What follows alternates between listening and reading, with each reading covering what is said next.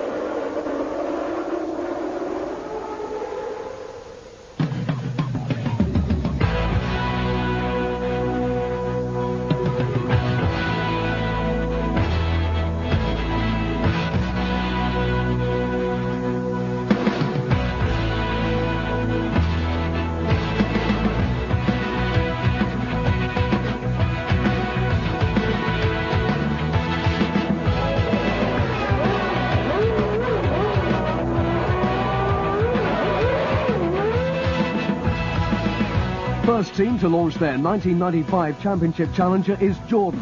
Team principal Eddie Jordan wanting to make the most of pre-season testing time and to begin to forge a working relationship with new engine supplier Peugeot. The French engine manufacturer will be hoping for better things from their new 3-litre V10 and not a repeat performance of last year.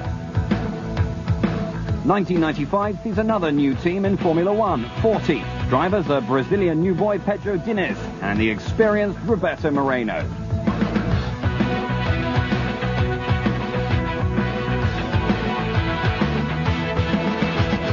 World champion Michael Schumacher is joined at Benetton by Johnny Herbert in the new B195, now with Renault V10 engines. Jordan on track at Silverstone, braving the cold, wet January weather, with rockstar Chris Rea lending moral support to Irvine, who is anxious to get his first impressions in fast-fading light.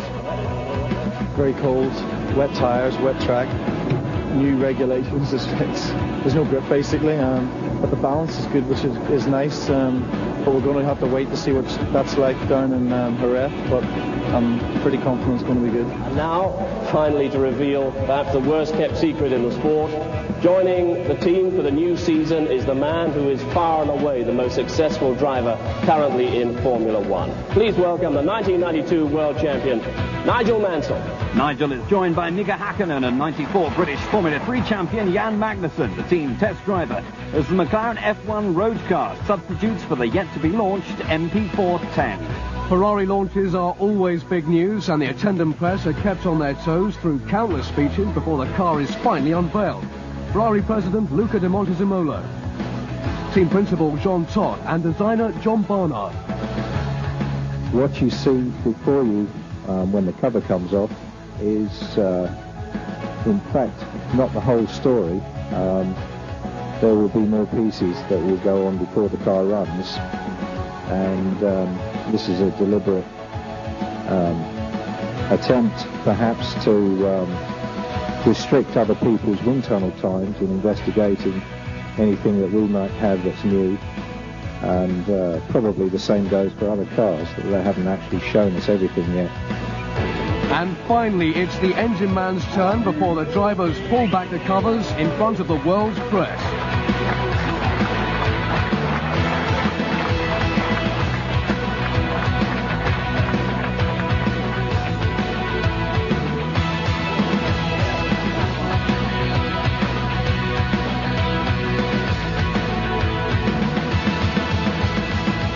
Ferrari private test facility, Fiorano. The new 412 T2 runs for the first time in front of the spy lenses of the assembled photographers. And Gerhard Berger does his best not to disappoint.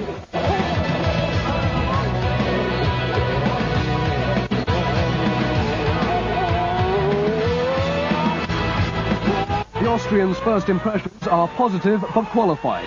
Seems to be alright, doesn't have any problems at the moment. Very difficult to say because it's different aerodynamic than the other car, it's sliding and these things, but I don't see anything wrong on it. Damon Hill is in relaxed mood at Jerez, as are the Williams team in general. The reason? More wet weather. The Williams does get some running in, however, in an interim spec car, and winds up the week comfortably quickest, ahead of fellow Renault V10 team Benetton with their new car, taking the opportunity to check that the new champion hasn't grown since last season. It's wet at Silverstone too, as the new Tyrrell Yamaha is put through its paces by Katayama. Back in London, the warm, dry confines of the Science Museum play host to another McLaren extravaganza. This time, the launch of the new MP410. McLaren Mercedes MP410. The car with which Nigel Mansell and Mika Hakkinen will contest the 1995 Formula One World Championship. Radical progression, this, for McLaren, shaped by the new rules for the new season. Well, I think everybody will agree when they come and see it, especially from the side, it's even more impressive than the front, and I think we can agree that if it goes as quick as it looks, I think everybody must watch out. McLaren's interpretation of the new rules is certainly very different to that of the other teams. After several troubled years, the Norfolk base of Team Lotus, probably the most innovative of rule interpreters, finally closes its doors. The 1960 Lotus 18 had introduced fully adjustable suspension. Then came the first monocoque in 62, ground effect in 77, and active suspension in 81. Colin Chapman was responsible for them all and took 7 Constructors' Championships before his premature demise in 1982. Thanks to the remarkable efforts of Ayrton Senna, a handful of victories would follow from 85 to 87. But championship success would always elude Peter Waugh, who had taken over from Chapman. From 1991 to the end of 94, lack of finance put paid to any more victories, and despite every effort, Peter Collins finally had to give up his dream of re-establishing Team Lotus. The last Chapman victory came at the Austrian Grand Prix in 1982, the late Elio De Angelis taking the flag for Lotus's 73rd win. Only 6 more would ever follow.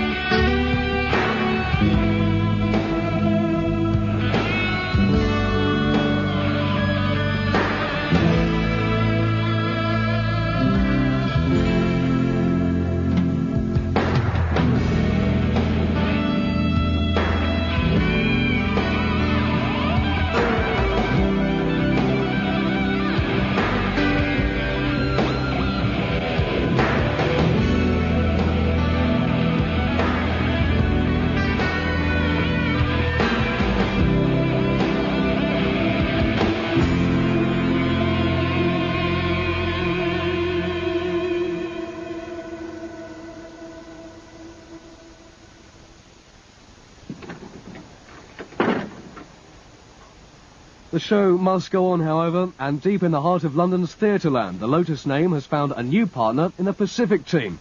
The launch of the new PR02 providing the opportunity for an explanation. Recently, we have forged an alliance with Team Lotus, which I hope will keep the spirit alive in Formula One for the name, and between us we hope to enhance the commercial images and develop new opportunities for both the companies. Anybody from Malay here? Can I come up to the very end? Okay. It's one of those a lot of experience on it. Yeah. It's done now. What can I say?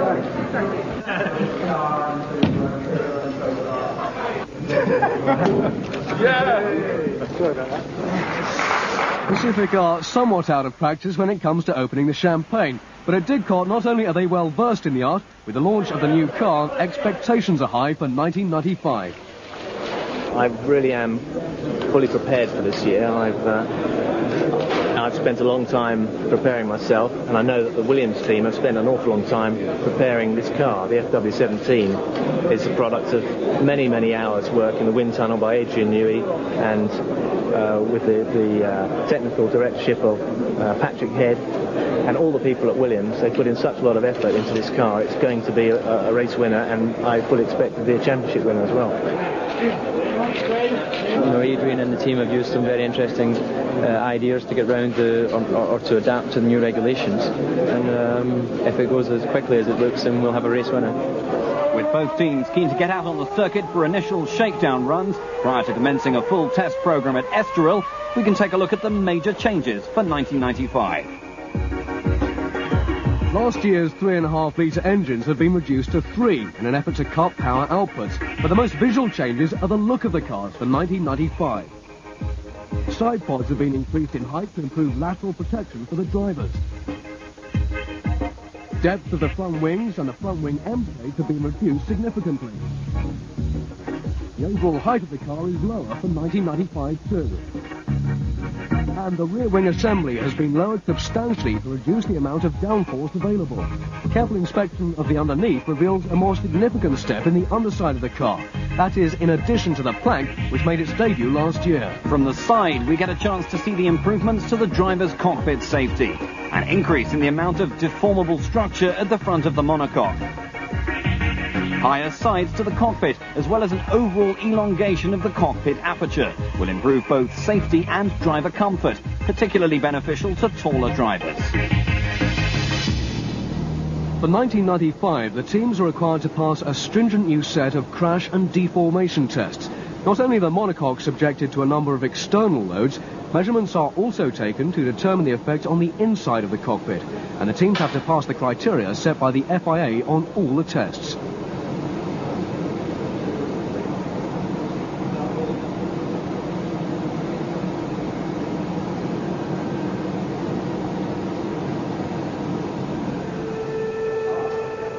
Previously, crash testing has been limited to frontal impact protection, but for 1995, the side impact test is mandatory. Here at the Motor Industry Research Association, a McLaren MP410 easily passes the test.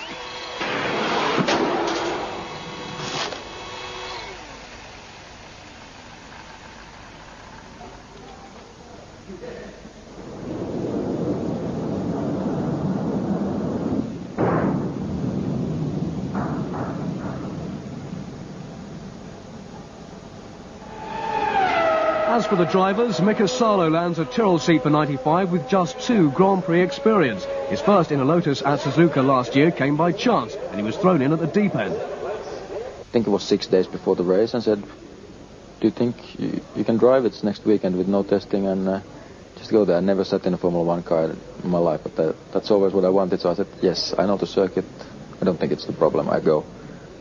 And that was it, and next 2 nights I just lay on my bed on my back and I was smiling. I was so happy that it was happening. So. Jos Verstappen is released from Benetton testing duties to join Nick Worth's Simtech team. Roberto Moreno's last Grand Prix was in Spa 1992. Brazil 95 sees the jocular Brazilian second only to Nigel Mansell in the Age League. Taki Inui is new to Formula 1. He joins Gianni Morbidelli at Arrows, this year with Hart V8 power. Domenico Schiattarella gets the second Simtech seat after making his debut with the team at Jerez last year. Big news at McLaren is that Blundell replaces Mansell for the first 2 races. Nigel doesn't fit in the car. Whilst Nigel could fit in the car, it was quite clear that he couldn't drive the car when he was sat in it. Even in the workshop, we were, both he and the team, were quite optimistic that whilst being snug, it wouldn't hamper his ability to drive the car, but that proved definitely not to be the case in Estoril. He was really quite badly bruised after the first day, and to his credit, continued to work with us in order to highlight some of the development problems that we had on the car.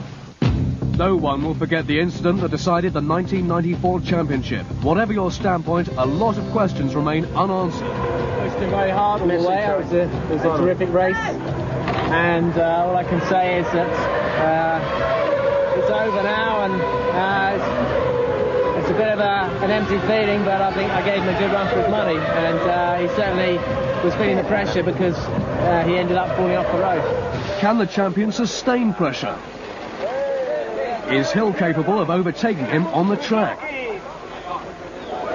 Schumacher was definitely under pressure during qualifying for Brazil. A light off damaging the front of the Benetton, followed by a major shunt from which the German was lucky to escape unhurt.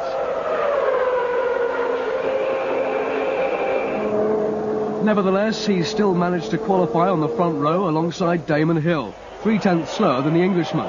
With Coulthard third, Herbert fourth, and Berger and Alesi fifth and sixth, the Brazilian crowd would have to look back to 16th spot to find new hero Rubens Barrichello in a Jordan Peugeot. At the first corner, it's Schumacher who sneaks past Hill from Coulthard. A flying Hakkinen, Berger, Herbert and Alesi as Parnis Ligier is an early casualty. The Frenchman's car spinning on the exit of the first corner and hitting the inner wall. On the run down the sixth gear back straight, Hill climbs all over the back of Schumacher's Benetton, and already a small gap is developing back to Coulthard in third. The champion is right on the limit in his attempt to hold on to the lead, locking up his brakes into the second gear, Vico Dupato.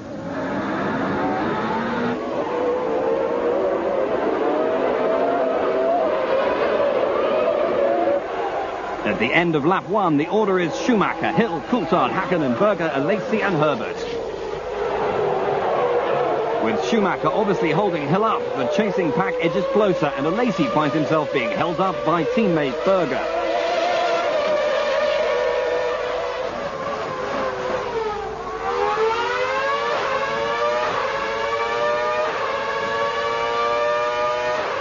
On lap 3, Hill took a stab at wresting the lead, only for Schumacher to give him the chop, force him to back off, and Coulthard nearly finding a way past.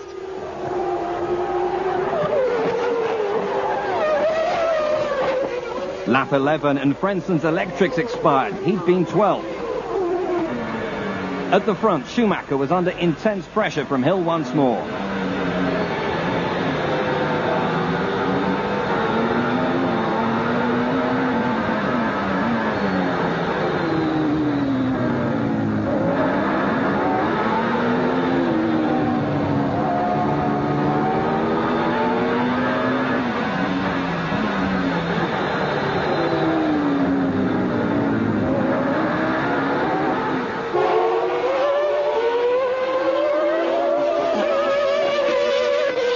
Lap 16, 9th place Katayama had spun and stalled, the Japanese suffering from huge understeer in the T-car. Eddie Irvine's Jordan Peugeot made the first pit stop of 1995, but never rejoined. Gearbox failure would be the first cause of Jordan retirement in the new season. Of the front runners, Jean Alesi was first to stop, rejoining back down in 11th spot. With the leading duo still locked in combat at the front, the Benetton team were the first to prepare for a stop. Michael Schumacher peeling off into the pit lane on lap 18.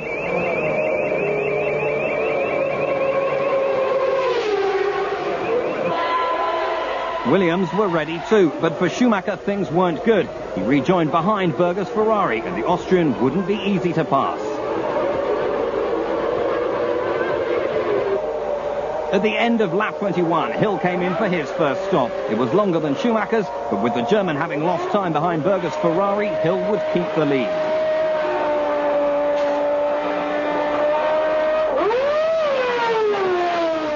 Schumacher had only been delayed one lap by Berger, passing the Austrian at the end of the start-finish straight.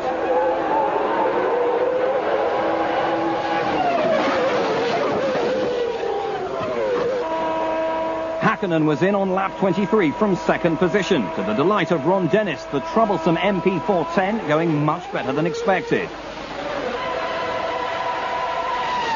With Hill leading and Schumacher second, Williams was able to steadily pull out 2 or 3 tenths per lap.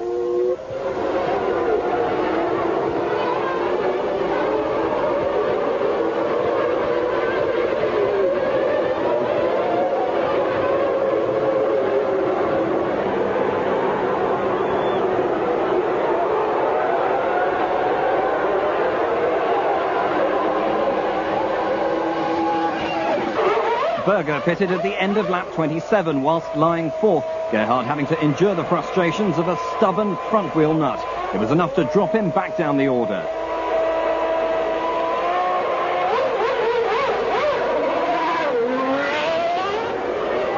Having dropped to 7th after his pit stop, Hakkinen was elevated by Berger's misfortune to 6th and almost immediately disposed of the other Ferrari to move into 5th on lap 28. At the front, Hill was enjoying a comfortable cushion over Schumacher until on lap 30 he lost second gear. Then at the start of lap 31, things went terribly wrong.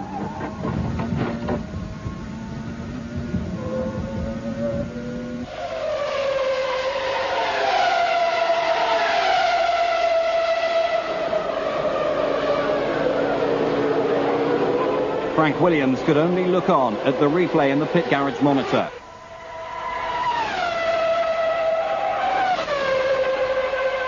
Thus, Schumacher inherited the coveted lead position, but Briatore's joy would be tempered with Herbert's demise on the same lap, Johnny being taken out by Suzuki's Ligier. The sudden decimation of the leading runners promoted Mika Salo's Tyrrell to 3rd. This, remember, only his 3rd Grand Prix and his 1st for Tyrrell. But compatriot Mika Hakkinen was bearing down quickly, and on lap 38, suffering from cramp and exhaustion, the pressure led to the inevitable lapse in concentration.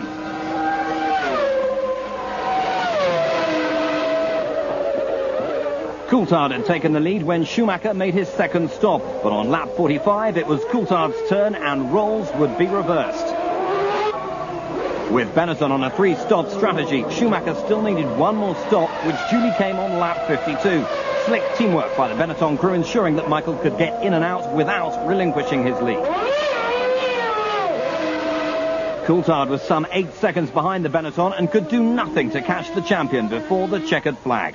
It was therefore an easy win for Schumacher and the delighted Benetton team. Coulthard would finish 2nd after an uneventful but solid opener to his 1995 campaign, and Gerhard Berger would cross the line 3rd in typically dogged fashion after that earlier problem in the pits. For Damon Hill, it was 10 championship points lost, and more importantly, to his chief rival.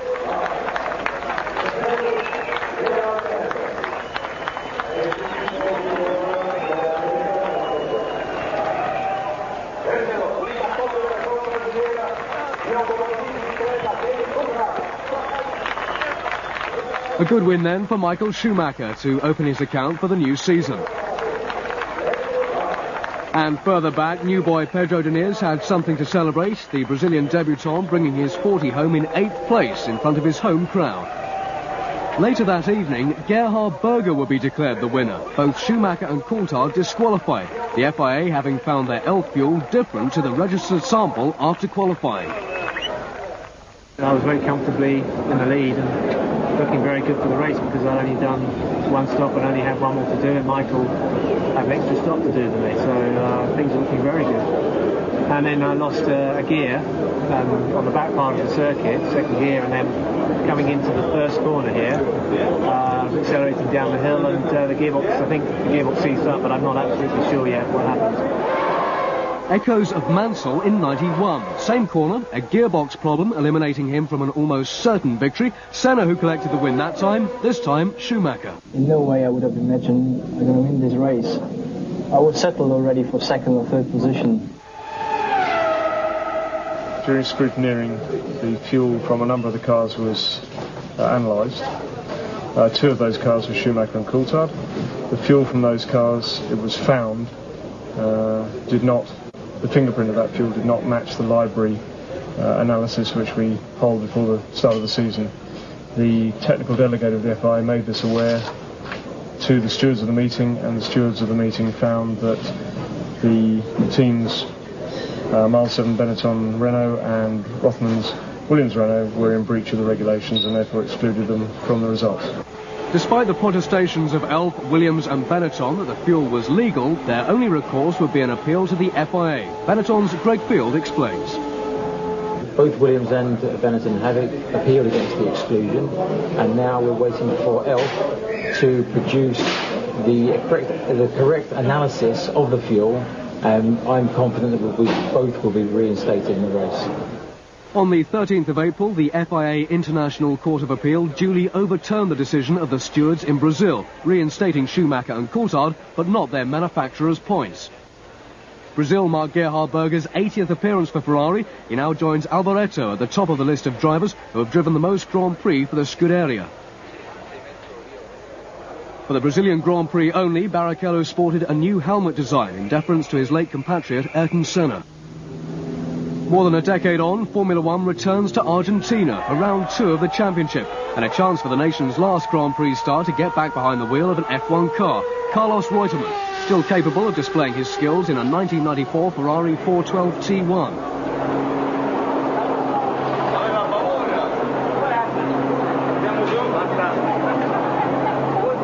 After turning in some very quick laps and obviously enjoying every minute, perhaps this little chat with two former employers might have some significance.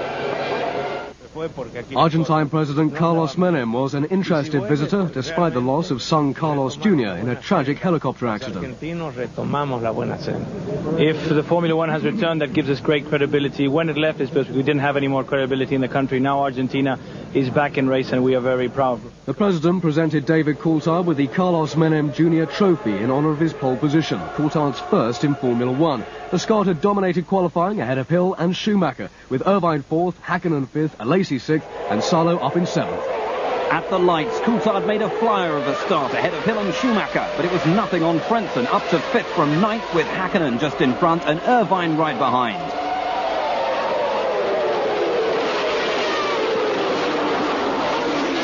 Then chaos. Who touched who first was not important, but Alesi, Salo, Bedoes Minardi, Herbert, Parnis, Martini and Barrichello were all eliminated in one fell swoop. No question, red flag, and the race was stopped. Only Luca Badoer would not make the restart. The rest either in spare or repaired cars, ready for another go. Again, Coulthard was first away, this time from Schumacher, then Hill, as Hakkinen found the rear of his car savaged by the nose of Irvine's Jordan. The McLaren driver spinning into instant retirement while the Jordan headed for the pits.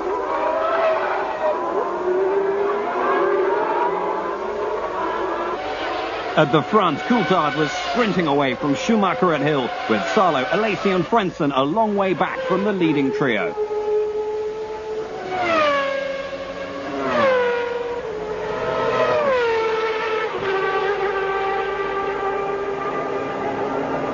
All eyes were now on the Hill-Schumacher battle as the champions struggled to hold one Williams at bay whilst keeping in touch with the other ahead. Then on lap 6, fate played its hand. Coulthard slowed dramatically. In an instant, he was demoted to 3rd. An electrical gearbox problem, the culprit. A lap later, and Irvine was out for good this time, the Peugeot dumping its oil. With Hill still climbing all over Schumacher's tail, Coulthard quickly eliminated the gap to 3rd.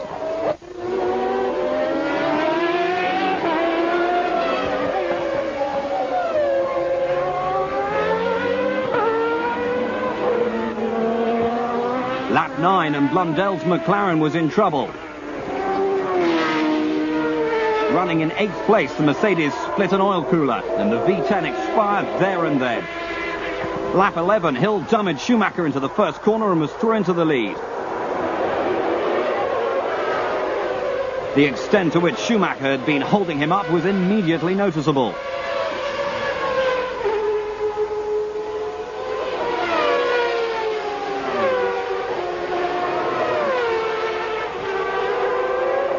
Now Coulthard needed to find a way past the German. At the start of lap 16, Coulthard took the bull by the horns, passing Schumacher the hard way after the Benetton driver had tried to box him in behind Martinez Minardi.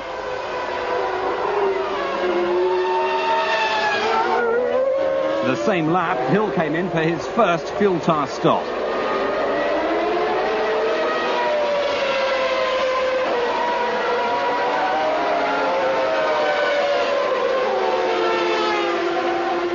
.5 seconds later, he rejoined in 3rd.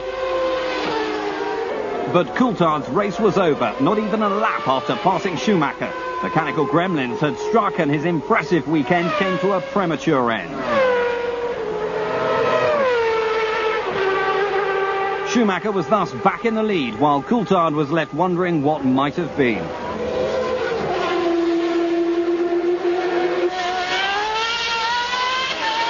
On lap 17, Schumacher was in for his first stop of the afternoon.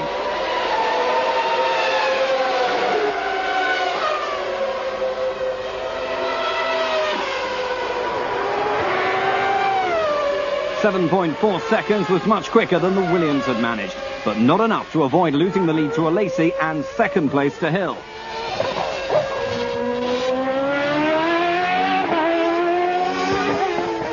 With Hill and Schumacher adopting three-stop strategies, Alesi was on a two-stopper, and it wasn't long before the Ferrari had the Williams right on its tail.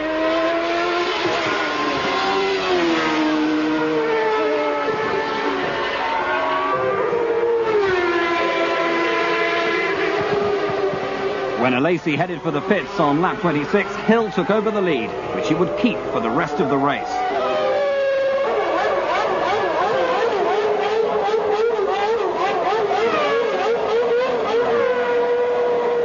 For Alesi, though, the battle was with Schumacher for second place, and with precious seconds ticking by in the pits, the German was edging closer.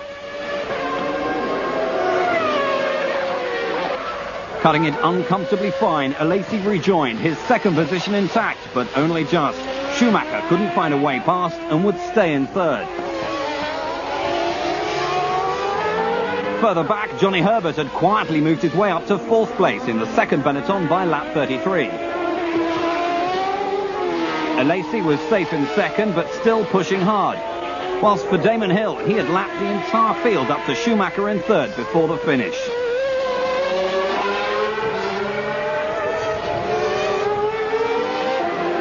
For the Williams team, eagerly awaiting the checkered flag, and Damon crossing the line, this would be the first win for their 1995 account. It was emphatic, and it looked as if arch-rivals Benetton was some way off the winning pace.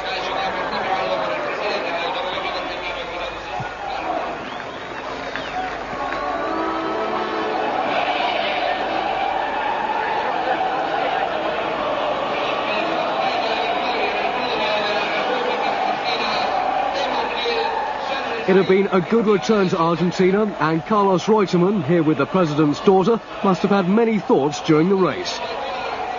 David Coulthard too would have been on the podium but for mechanical problems, on which tier we'll never know.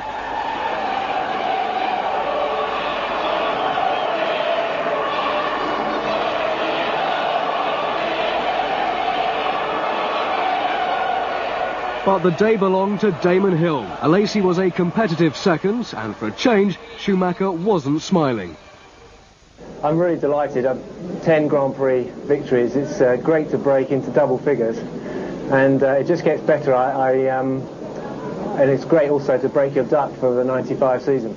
July 17th, 1995, Fangio dies. I think Fangio was the inspiration for almost everybody who's in this sport, and who is looking for a role model of the perfect sportsman, the perfect competitor, and a great ambassador of the sport.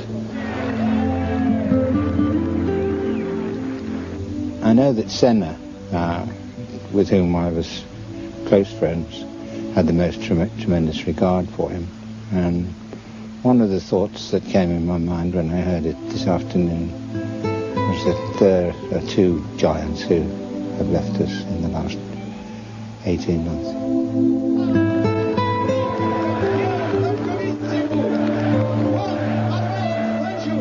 You know, in motorsport, he was the most winningest driver for the minimum amount of starts, which is you know, a record that will probably stand for all time. And I think that something that sums up best you know, the reputation he had in the sport was the fact that probably the greatest driver of the modern era, Ayrton Senna, held Fangio as his own hero.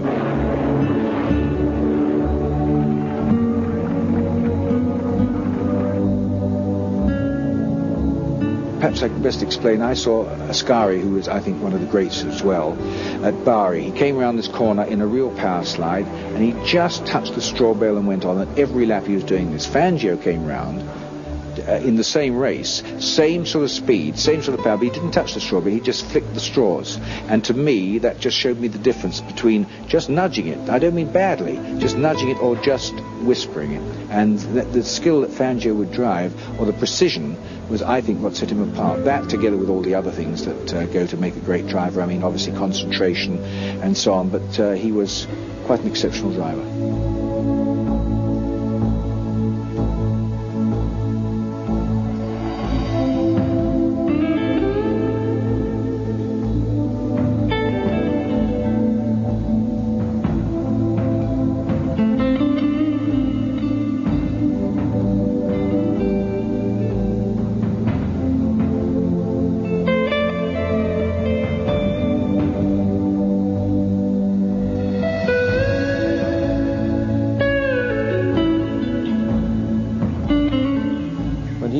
into the room, the hush was silencing.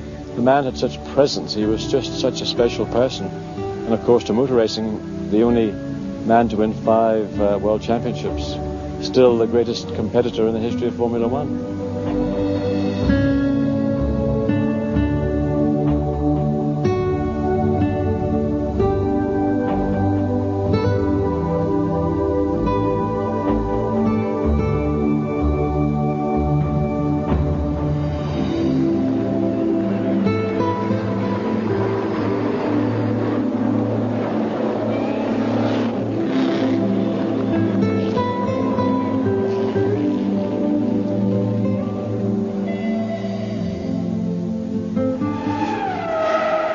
In Argentina, Gerhard Berger had radioed in that his Ferrari was undrivable, suspecting a recurring damper problem. That's when he pitted on lap 14. He was immediately wheeled into the garage, only for his chief mechanic to spot a deflated right front tyre. So he was wheeled back out, refueled, and a new set of tyres mounted. And off back into the race after an 81-second stop. 6th place at the checkered flag was a remarkable achievement. Mansell would finally make his 95 debut at Imola in a new wider McLaren MP410. Realistic hopes is to qualify as well as I possibly can, and where that will be I don't know. But to have reliability, and I'd like to just finish the race, and if I can be in the points, then that'd be great too. A year after the tragic deaths of Roland Ratzenberger and Ayrton Senna, the Formula One circus returns to Imola for round 3 of the championship. And with Berger's red number 28 starting on the front row, the Tifosi have plenty to shout about. But first, 1 minute silence.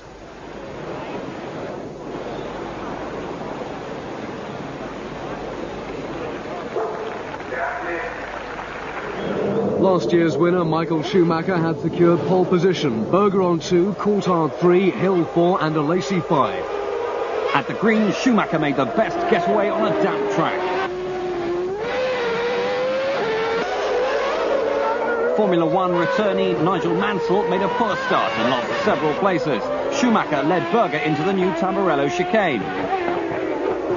Mansell now comfortable in his McLaren cockpit with one of the few drivers to opt for dry weather tyres, but the decision proved premature. He was quickly engulfed by the midfield.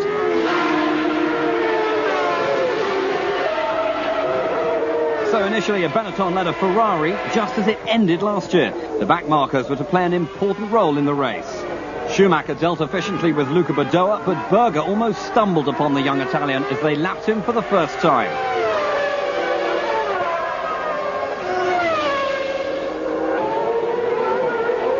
With the track drying quickly, the decision on changing the tyres had to be made imminently. Berger was the first to change at the end of lap 5. The Ferrari mechanics did a good job, but their man still lost 3 places and dropped to 5th. Schumacher now led Hill comfortably, avoiding a wayward backmarker in the process. Teammate Johnny Herbert enjoyed eventful first laps. He managed 2 spins, including this double 360-degree.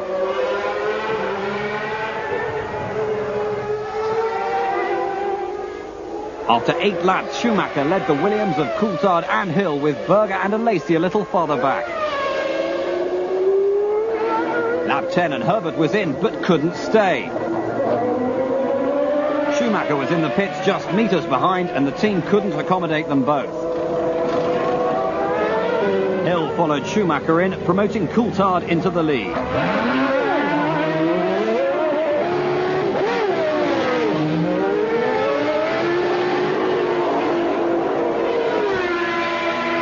Halfway into his first lap on slicks, Schumacher pushed too hard too soon. Imola's new safety measures being put straight to the test in what was a very big shunt.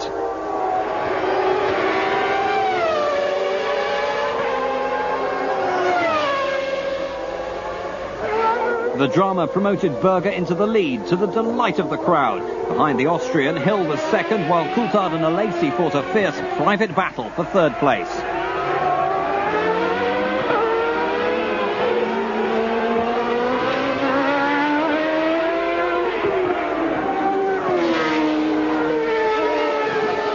At 1/3 distance, the 2 Ferraris almost sandwiched the 2 Williams. with Eddie Irvine nearly a full minute behind in 5th from Frentzen Sauber. Berger made his scheduled pit stop, having led for 11 laps, leaving Hill to take over the lead. But disaster struck, and precious time was lost.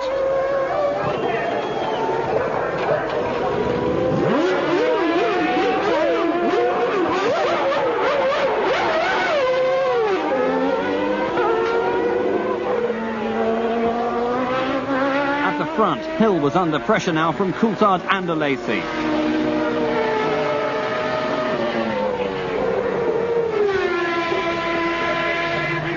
Alesi was next to head for fuel and tyres on lap 26. Coulthard then hit trouble moments later with a spin, and in an instant Hill took command of the race.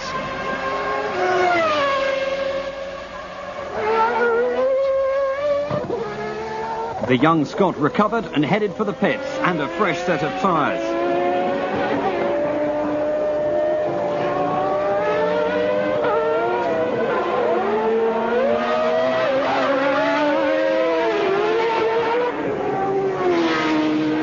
With Schumacher back from his earlier off, the Williams team learned that Coulthard had received a stop-go penalty for speeding in the pits after his last stop.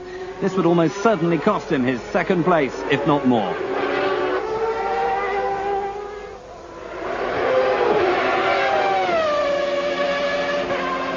Lap 35, he was in, the 7th driver in the race to experience the FIA's new and clearly efficient electronic policing methods. Not only is pit lane speed under scrutiny, but for the first time, jump starts. By now, Alesi was in a safe and lonely second place. Then Mansell was in for a new nose section, followed by Coulthard back in the pits yet again.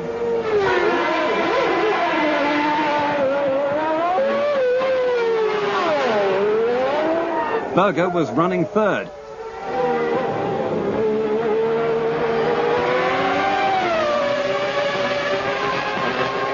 Mansell had been running 5th, but this coming together with Eddie Irvine dropped him to 10th at the finish. Irvine was not over happy at Mansell's return to Formula One.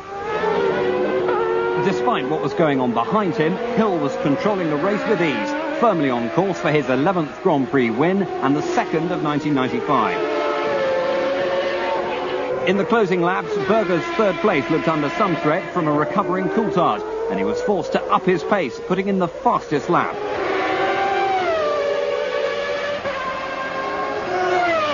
Reeling off the final laps, watched by an anxious Frank Williams and wife Georgie, Damon's win was the perfect riposte for the Williams team 1 year on. For the expectant and these days patient Tifosi, a win was not to be at Imola, but the signs are good for the season ahead, with Alesi finishing 2nd and Berger 3rd. A jubilant Hill was now firmly leading the championship, 6 points ahead of Schumacher and Alesi.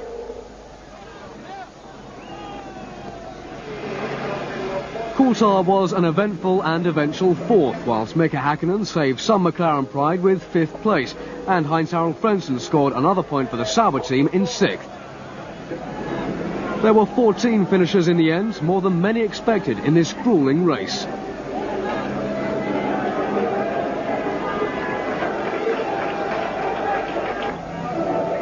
In Damon's battle with Schumacher for the championship, it was a useful 10-point advantage over the German. On a day when those around him made mistakes, Hill never put a foot wrong. Well, I think it was a difficult race because of the conditions at the beginning were pretty treacherous, and changing conditions and deciding when to go to slick tyres and trying to get through the back markers. All in all, there were a lot of things in the race that would have made it very difficult to make very easy to make a mistake. Schumacher's race was brief, and it appeared to be all his own making. It's very easy to criticise race strategy afterwards. Possibly sometimes you get it wrong, sometimes you get it right. It's difficult to be terribly scientific about it. You can come up with computer programs to try and predict this and predict that. At the end of the day, it's down to the humans on the pit wall trying to make the decisions at the time. You can, for instance, start with a two-stop strategy and make it into a three-stop if you want to. You can drain down the fuel in the main tanks, or you can raise it up. So there is flexibility there. You usually need a lap or so's notice. But liaising with the driver, trying to make those decisions, it's fairly complicated. Williams adopt a seemingly loose approach to strategy, whilst Benetton take a more scientific view. Principally, I have to try and make the decisions on the pit stops, but with inputs from various other members of the team, including the driver, of course. We have a procedure, we have a program of running through the effect of fuel and the effect of tyres. Some of it's predicted from mathematical models, and other parts of it we actually do at the circuit there and then. And it's quite easy to look at the duration people are on their cars with the fuel rig to judge how much fuel they're putting in, and therefore you can then start to predict what pit stops they're doing. With regard to how the team feel, I mean, I believe we've got the best team in regard to pit stops. Our boys are superb, and they just take a very professional view. It's part of the job. I won't pretend they want to do it.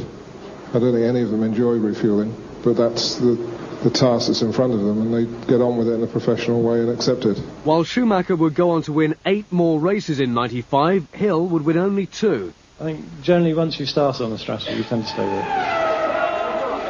Martin Brundle gets his first race in the number 25 Ligier, replacing Japanese driver Aguri Suzuki for Barcelona.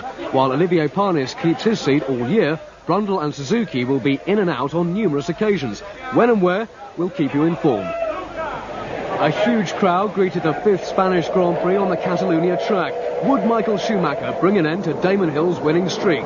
Schumacher was on pole ahead of the 2 Ferraris, Coulthard 4th and Hill back in 5th.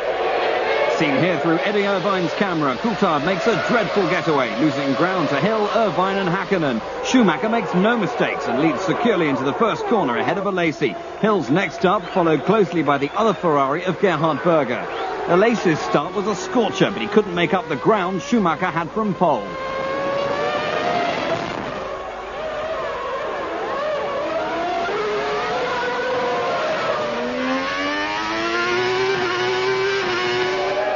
At the end of the first lap, the German was firmly in command, leading Alesi by more than a second and pulling away. Hill sandwiched between the Ferraris in 3rd.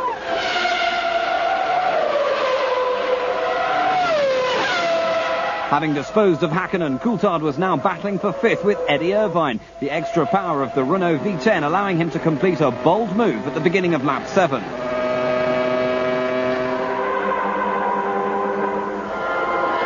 Hill had to make an impression on Alesi soon, the Ferrari acting as a very efficient buffer between the Williams and a fast disappearing Schumacher.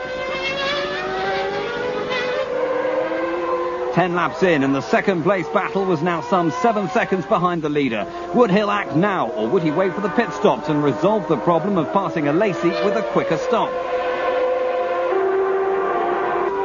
Lap 13, Hill is the first to come in. It's slow, and he drops back to 9th place.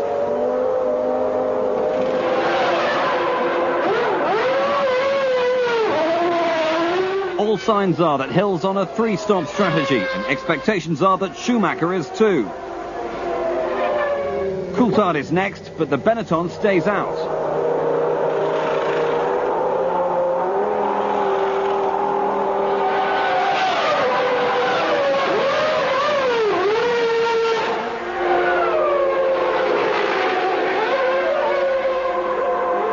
Now it was Berger's turn. 3rd as he came in, he dropped back 5 places despite slick pit work from the Ferrari crew. Not only was Schumacher staying out, he was lapping quickest. 3 laps later than Berger, Alesi was in from 2nd, ahead of Hill's Williams, but the Ferrari was in and out before Hill could take that 2nd place.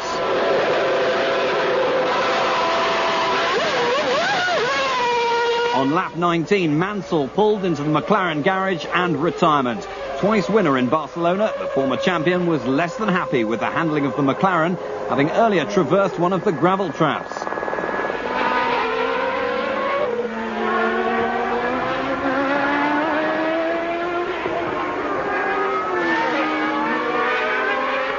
Finally, on lap 21, with a 3rd of the race gone, Schumacher was in for the first time, and it looked as if he'd stopped only twice. He resumed in the lead. By now, 2nd place Alesi had Hill filling his mirrors from behind, and Brundle's Ligier, which he was trying to lap, holding him up at the front. The Ferrari horsepower seemingly unable to overcome Ligier's Mugens on the straight.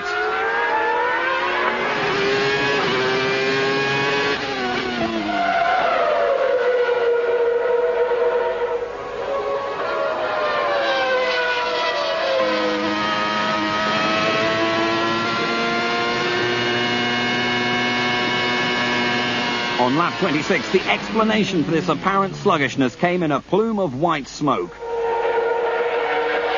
This was the first race retirement for Ferrari in 1995. No consolation, though, for Todd. The Benetton team suffered a near disaster in an otherwise copybook performance when Johnny Herbert, lying third, made his second and final stop.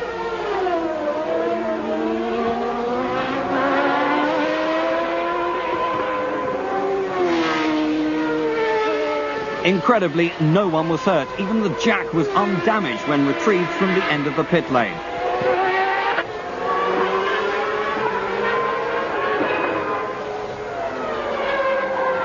With 20 laps remaining and with more than a half a minute cushion to Hill in second, Coulthard, Berger and the rest of the field, Schumacher made his second pit stop.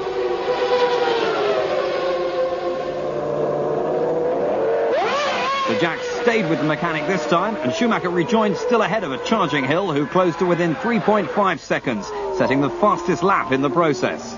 Lap 54 compounded a miserable day for McLaren, with Mika heading straight for the garage. Williams instantly hit trouble too, Coulthard coasting to a halt with smoke pouring from the gearbox. The sudden loss of two front runners promoted Eddie Irvine to 5th, Barrichello to 6th, and brought some encouragement into the Jordan camp. With Schumacher leading comfortably and Herbert lying third, Benetton looked clearly superior to Williams for the first time this year. It looked an easy lights-to-flag victory for the current champion.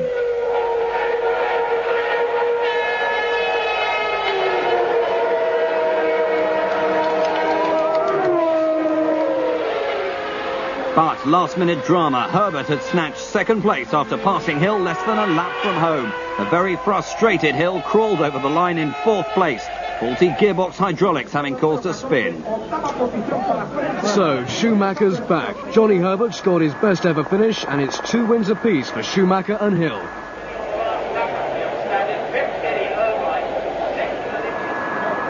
After all the talk of Schumacher's inability to withstand pressure, Barcelona provided a convincing reply. I had these situations before where people thought I'm under pressure, where things happen, and I always gave straight away back the answer, so I did now again. Certainly I'm happy for this as well, because if, for example, something would happen again mechanically, or people would start going on with this, but I think I couldn't prove better with pole position and winning the race. What is pressure doing to me? Barcelona was Katayama's 50th start.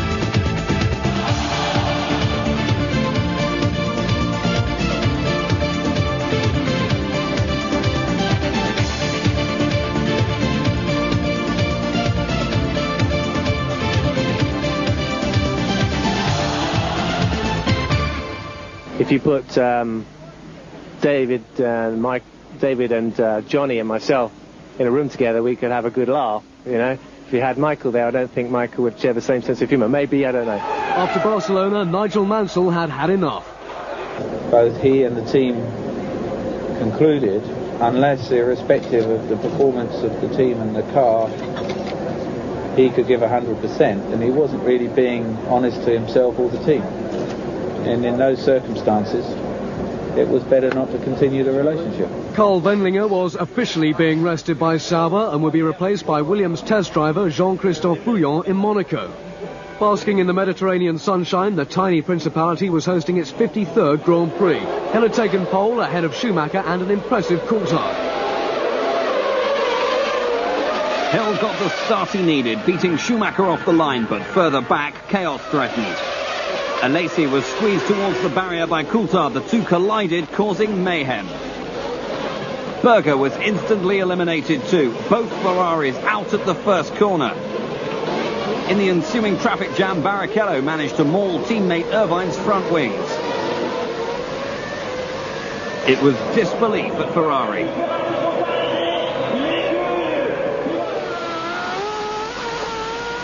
This was the view that Hill had in his mirrors. With only the two leaders away cleanly, there was little option other than to stop the race.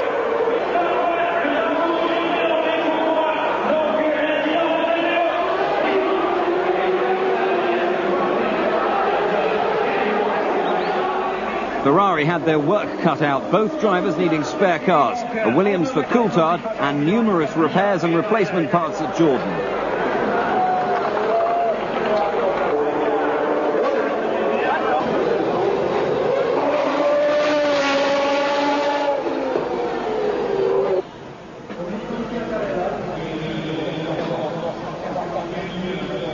Schumacher and Hill could take time out to refocus on the new start. 15 minutes later.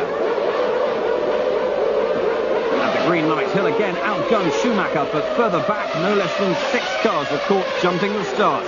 Schumacher tried harder this time, but could do nothing to get by Hill. With the second attempt, everyone was cleanly through the first corner.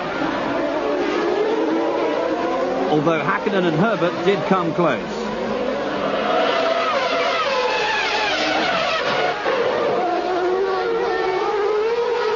Down the hill from Casino Square, Schumacher locked up in his attempts to stay with the leading Williams. Coulthard clung to third from Alesi, Berger and Herbert's second Benetton.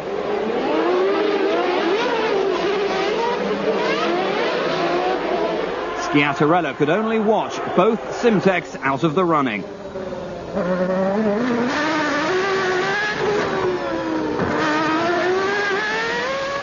With Schumacher filling Hill's mirrors at every opportunity, the leading duo were already pulling clear of Coulthard and the rest as the first of 6 jump starters made their way down the pit lane for their 10-second stop-go penalties. The Monaco 6 comprised Brundle, Barrichello, Parnis, Montemini, Frentzen and Martini. Hill and Schumacher, meanwhile, were extending their lead to the rest of the pack by a second a lap, but Hill seemed unable to shake off the attentions of the Benetton. On lap 9, Hakkinen had to forfeit 7th place when his engine stopped on the start-finish straight, parking up at Saint-Devoux. The two Ferraris were still hard on Coulthard's heels at 1/5 distance, albeit some 13 seconds behind the leaders. Remember, all 3 drivers were in their spare cars. Frentzen, also in a spare car, dropped to 15th after serving his jump start penalty, but soon gained a place when Coulthard slowed and retired, his gearbox jammed in second. Strategy became the next item in the afternoon's programme of entertainment, and in particular that of Hill and Schumacher. Would they come in together or not?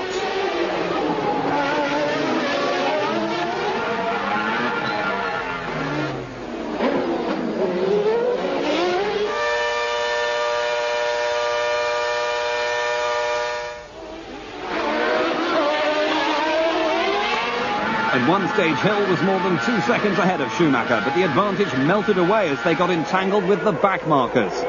It seemed unlikely, however, that the Benetton could pass, on the track at least. On lap 24, Hill peeled off into the pits as Schumacher carried on and took over the lead. Hill rejoined, but when Schumacher pitted 12 laps later, he lost his lead not to Hill, but to Alesi, who had just set fastest lap. The German had opted for just one stop, whilst the frustrated Hill would have to come in again.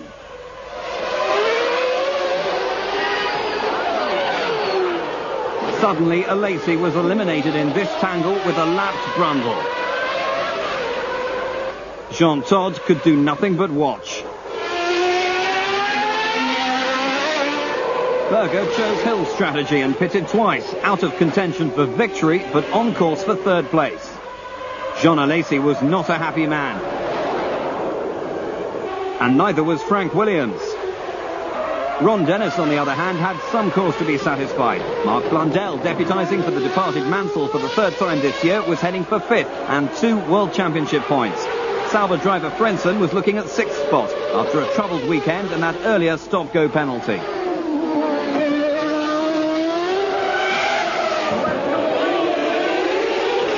Ultimately, though, the day belonged to Benetton and Schumacher.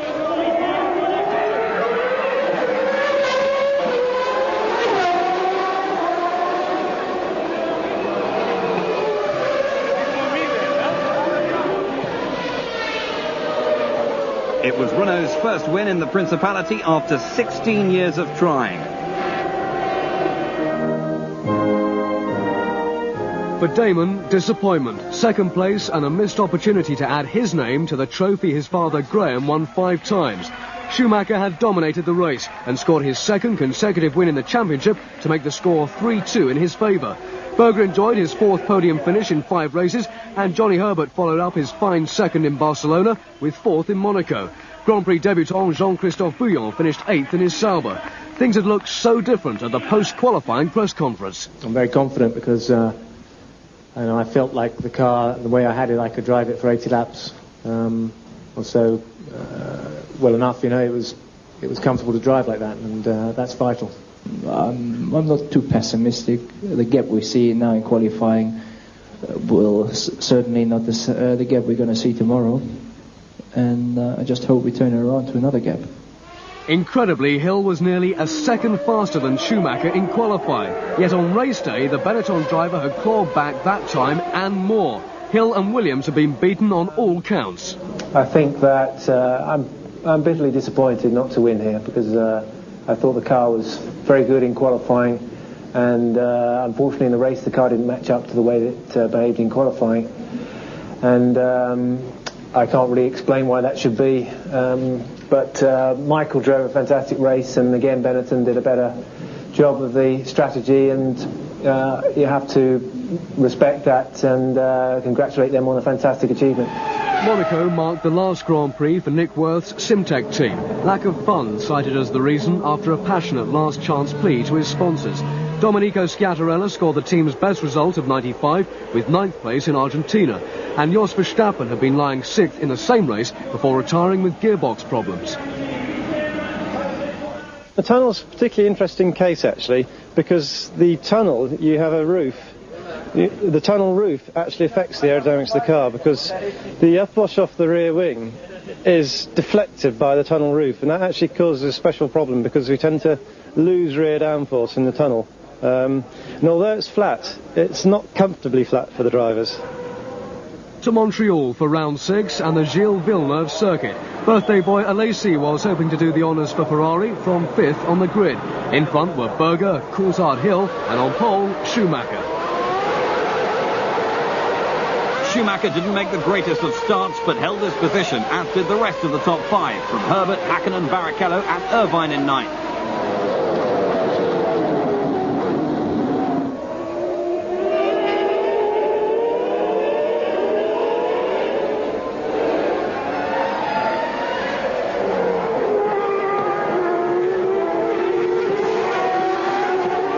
Into the hairpin for the first time, the leading group was safely through, but Hakkinen attempted an optimistic move on Herbert, and both cars were eliminated little more than half a lap into the race. 2 down, 22 left, but no need to halt things.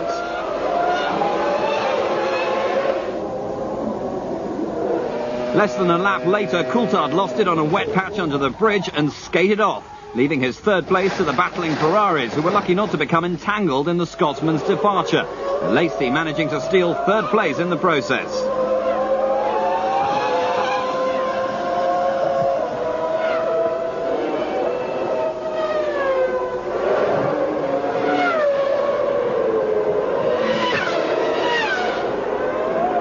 With Schumacher pulling out a gap over Hill, Alesi 3rd, Berger 4th, and Barrichello and Irvine promoted to 5th and 6th, the race had begun to settle down halfway through lap 2. In qualifying, Schumacher had been nearly half a second quicker than Hill, and in the race the margin was proving equal, if not greater. Indeed, Hill was under increasing pressure from the 2 Ferraris behind. By lap 16, back markers were coming into play, and on the approach to the hairpin, Alesi made his move. It looked easy. David Brown was not impressed. By lap 20, Schumacher had a lead of some 11.5 seconds. Alesi was 2nd, and Hill was coming under increasing pressure from 4th-placed Berger.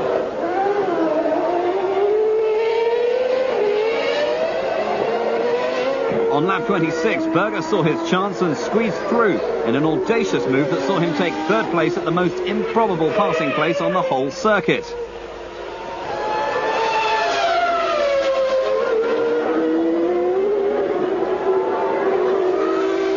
Lap 34, and Alesi was in for his one and only stop.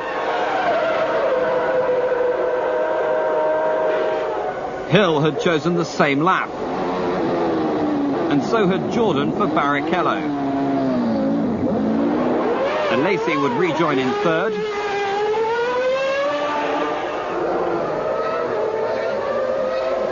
Hill fourth and Barrichello fifth.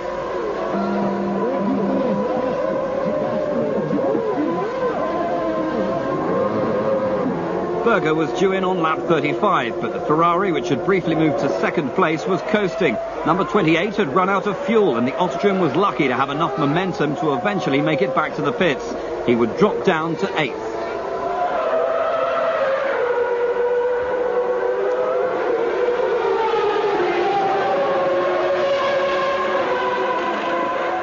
Schumacher didn't come in until lap 38, had no such problems and rejoined with his comfortable lead intact. The Jordan team were enjoying their first decent Grand Prix of 95. At more than half distance, Barrichello and Irvine were running strongly in 4th and 5th places respectively. But it was a bad day for McLaren, with Blundell out on lap 48. Hill's woes were compounded 3 laps later. Another gearbox problem sidelining the Englishman and significantly hampering his championship aspirations. Not a happy man. With 12 laps to go, Brundle and Berger were battling hard for 6th when they happened across a touring Schumacher, instantly promoting their fight to 1 for 5th. The champion had slowed moments earlier with a very sick-sounding Renault V10. The Benetton crew had a new steering wheel at the ready, and the young German, having lost a minute and a half, was sent back on his way, now down in 7th.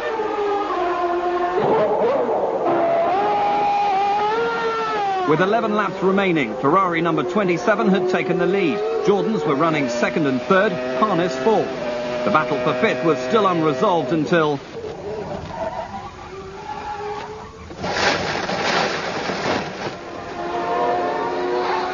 In an instant, Schumacher was elevated to 5th place, with Gianni Morbidelli's arrows up to 6th.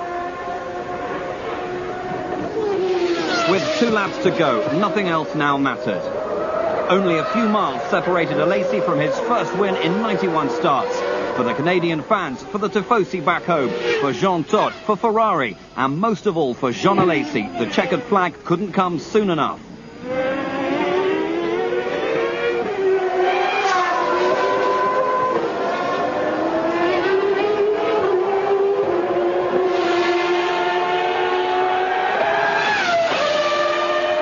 Barrichello, Irvine and their Jordan Peugeot V10s made it to the finish too. Ferrari couldn't have cut it finer. Half a lap past the flag, number 27 spluttered to a halt, out of fuel.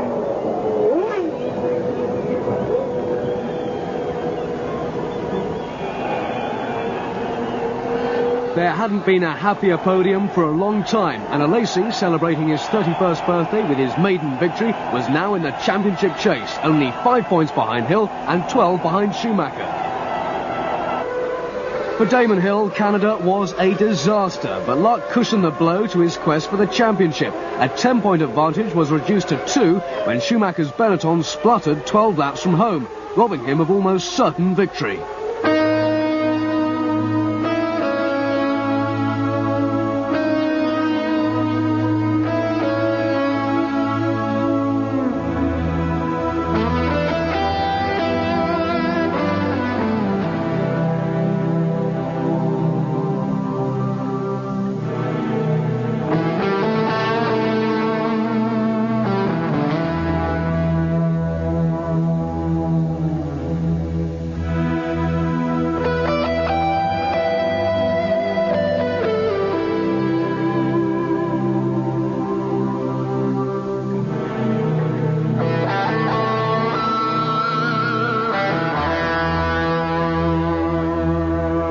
With wins in Pau, Birmingham and Spa-Francorchamps, John took the Formula 3000 Championship crown in 1989.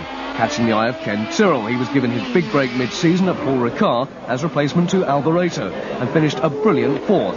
Another 4th in Spain and 5th in Italy saw him 9th in the championship. Jean was signed full-time for 1990 alongside Nakajima. After a phenomenal start, he had taken the lead in Phoenix from 4th on the grid. Senna wasn't having any of it. And the young Alesi wasn't having any of Senna. Next lap, the inevitable happened, but still Jean fought for every inch in what everyone acknowledged to be an inferior car. It finished second.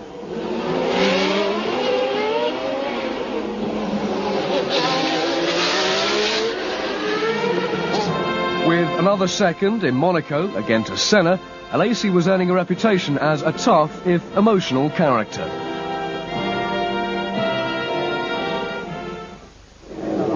In 1991, Jean joined compatriot Alain Prost at the legendary Ferrari, but it would be a difficult season with 9 retirements, either due to mechanical failure or of his own making. Alesi was not a lucky driver.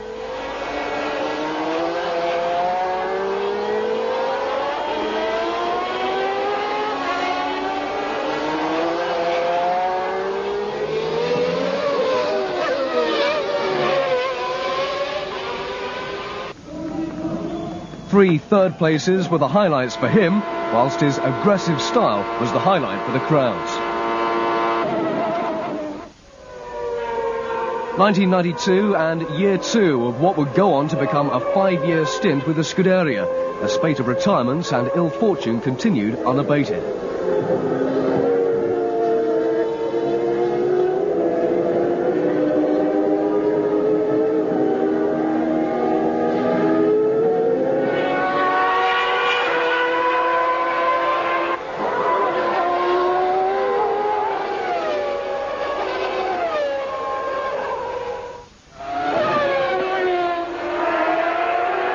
...1993 and more of the same.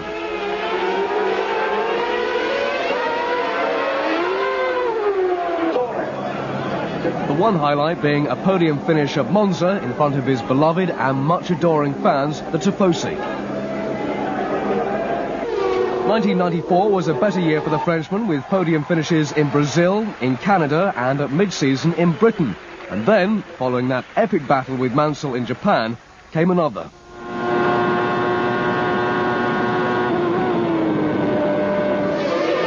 But there was heartache too, in France, in Belgium, and worst of all, while leading at Monza.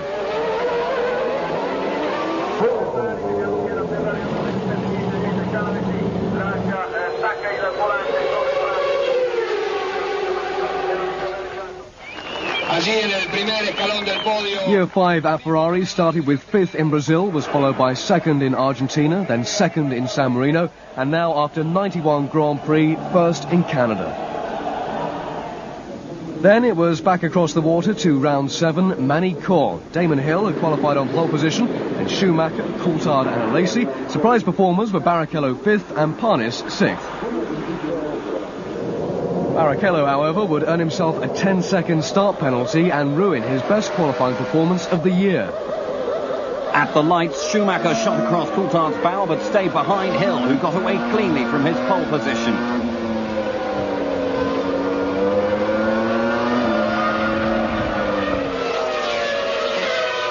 Barrichello benefited from his excellent start and snatched 3rd from Coulthard. At the front, Hill was firmly in command with Schumacher, Barrichello and Coulthard next up. Alesi clung on to 5th temporarily as Hakkinen went around the outside at the hairpin. Alesi, never one to give up easily, was right under the McLaren's rear wing on the approach to the chicane when the Finn found himself with no more road. He was lucky to somehow survive the gravel trap but lost 4 places. At the end of lap 1, the order: Hill 1st, Schumacher half a second down in 2nd, Barrichello 3rd, Coulthard 4th, Parnis 5th and Herbert 6th.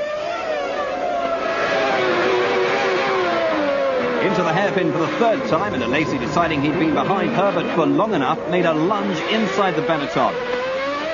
The two touched. Exit Benetton number 2, having completed a total of 3 laps in 2 races.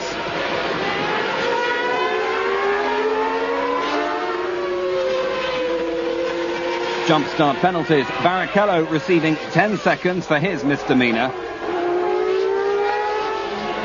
And Ligier's Olivier Parnis likewise.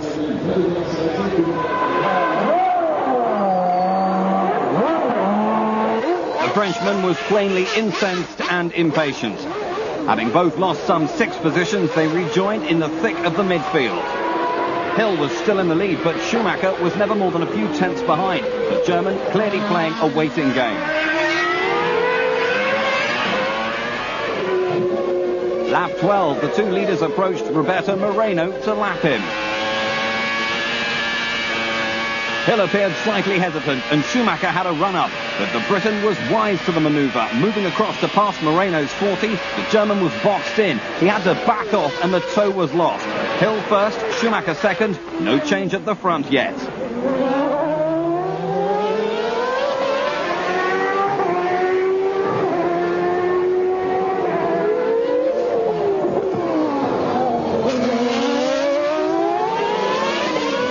Lap 19, Schumacher was first to dive for the pits.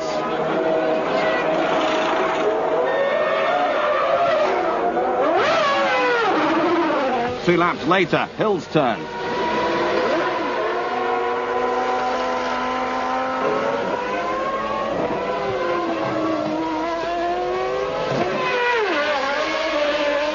Too late, too slow. Benetton had once again beaten Williams where it mattered. Terse words on the pit wall, no doubt. Lap 22, 5th placed Berger was awaited by the Ferrari crew.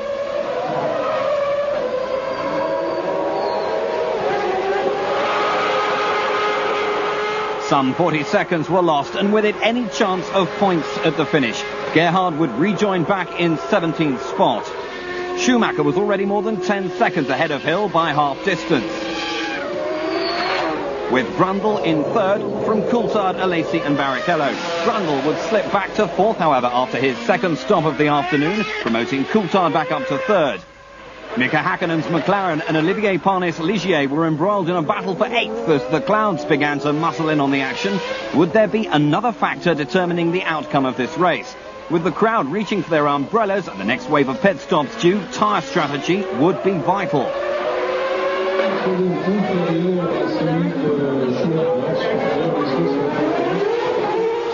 Lap 43, Hill was in and for slick tyres. Eddie Jordan was less convinced but had other problems to contend with. 4 laps later than Hill, and despite a minor problem with one wheel, Schumacher was in and out, not just maintaining but extending his lead. Some way down the order, Gerhard Berger and Mark Blundell were enjoying a fierce tussle for 11th. Ferrari's Niki Lauda was not impressed. 5th placed Alesi was bearing down on them both, Berger moving over so as not to impede his teammate. Lap 55, Brundle stopped for the 3rd and last time, again losing 3rd to Coulthard. Alesi was now trying to lap Blundell's McLaren, the Englishman certainly proving a trying temperament as far as the Ferrari driver was concerned. Alesi was livid, and rightly so. Any hope of catching Brundle's Ligier lost. Brundle's chance was clear, less than a second behind Coulthard now. 3rd, a real possibility before the checkered flag. Hill wasn't under threat from behind, but neither could he threaten Schumacher in front. The gap some 30 seconds between the Williams in 2nd and the Benetton driver cruising to his 4th win of the year. Brundle kept up the pressure on Coulthard, but ultimately had to give way to the Scotsman, forfeiting the final podium place. Schumacher now had 4 wins, 2 Hills, 2. The Williams proving reliable this time, but lacking pace in the race. Ligier, celebrating their 300th Grand Prix, had figured strongly on home soil, thanks to Martin Brundle's efforts, and despite his jump start penalty, Rubens Barrichello snatched a point in the final reckoning. In the battle for the championship, Benetton had clearly given Schumacher an advantage. Hill and Williams would have to go back home and give their performance some serious thought. I think we were just better prepared and just quicker in that race. My only real hope would have been to really stay ahead of him in the pit stops, or hope that he was on a free stop, but there was no way I could stay with his pace today, and I have to make do with 2nd place, and we'll have to go back and think again for Silverstone.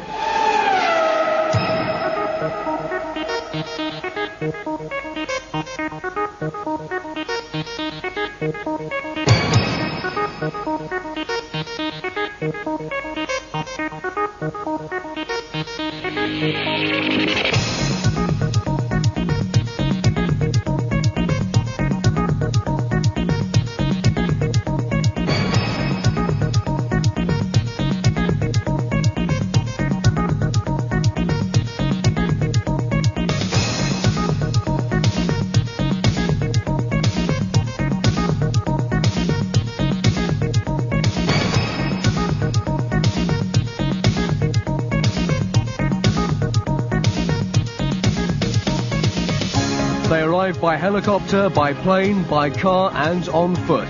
International celebrities, royalty, politicians, sporting stars, corporations, sponsors, guests and fans from around the world. Formula One is enjoying record support. Sellout Grand Prix in 1995 included a world record 205,000 spectators on race day alone at the final race of the season in Australia. With 17 Grand Prix this year, the Formula One fraternity will have visited 13 countries, excluding the Principalities of Monaco and San Marino, across 5 continents. Media coverage is at an all-time high, with more television, more radio and more magazines and newspapers attending the races than at any other time in the championship's history.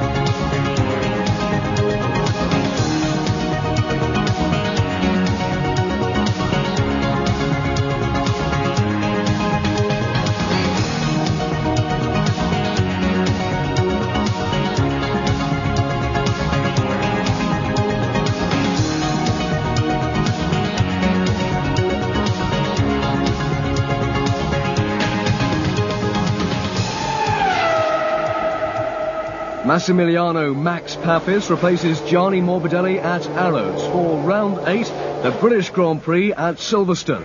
Damon Hill had claimed his 4th pole position of the year, but had dug very deep to achieve it against Schumacher sitting alongside. Once again, Barrichello was on the move before the green.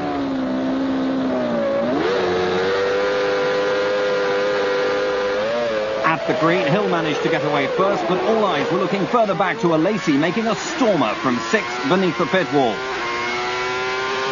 Barrichello narrowly avoided a sluggish teammate and a fast-starting Brundle in one go. Into Copse, it was Hill from Alesi, Schumacher, Coulthard and Herbert.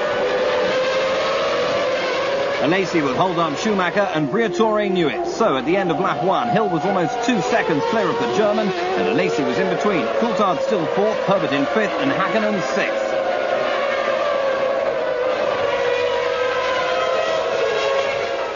Irvine's Jordan lasted but 2 laps with electrical problems. His Jordan teammate was lying in 7th, but the inevitable jump start penalty would drop him down the order.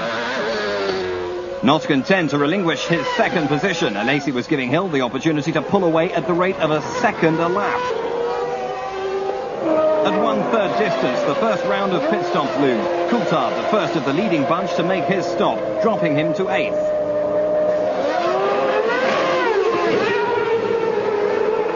Having climbed from 11th to 7th, Martin Brundle had thrown his Ligier into the gravel. With the loss of Irvine earlier, the British contingent had shrunk by 1/3. Berger's pit stop woes were set to continue at Silverstone. Note the wheelman on the front left.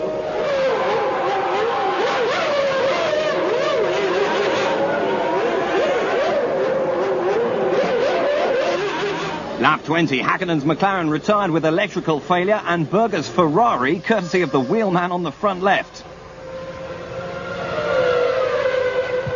Lap 22, Hill was in for an 11-second stop, losing the 18-second cushion to Schumacher in 2nd.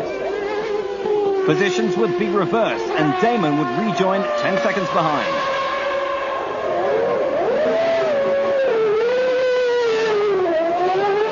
Further back, Alesi and Coulthard were fighting over 4th. Coulthard seemed quicker, but the Ferrari seemed very wide.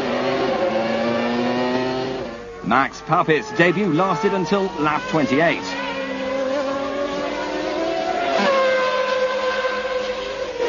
At exactly half distance, Schumacher made his one and only pit stop, handing the lead back to Hill. Damon was going for it, pushing hard to create the gap he would need for his 2nd stop. Now that it was clear, Schumacher had opted for only one.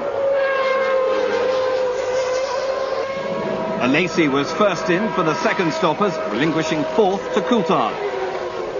Benetton were running different tactics for each of their cars. Herbert, like Hill and Alesi, on a two-stop strategy. He'd been lying third. The crucial stop was now imminent. It came on lap 41 and was a straight fight between Schumacher on the track and the Williams crew in the pit lane.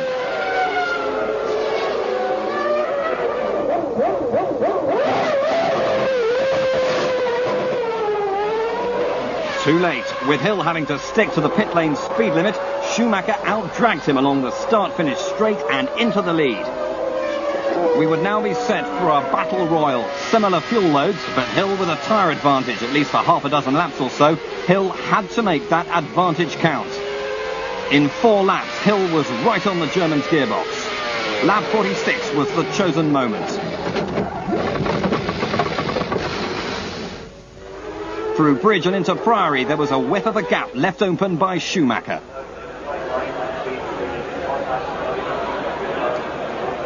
It was all over.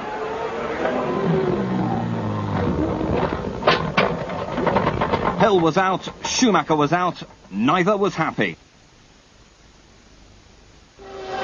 In an instant we had a new race leader, Herbert, and in a repeat of the Schumacher-Hill battle for the lead, his Benetton was in front of a Williams, Coulthard's, but the Scot had incurred an earlier penalty for speeding in the pit lane and he would have to come in.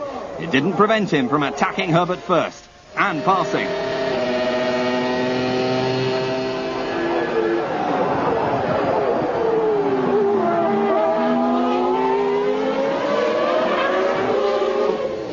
Finally, it was over at the end of lap 51. Coulthard was in and Herbert was clear in front. Alesi was thus promoted to second, Coulthard resuming in third. 3 laps to go, the top 3 settled. Blundell's McLaren and Barrichello's Jordan were locked in a battle for fourth.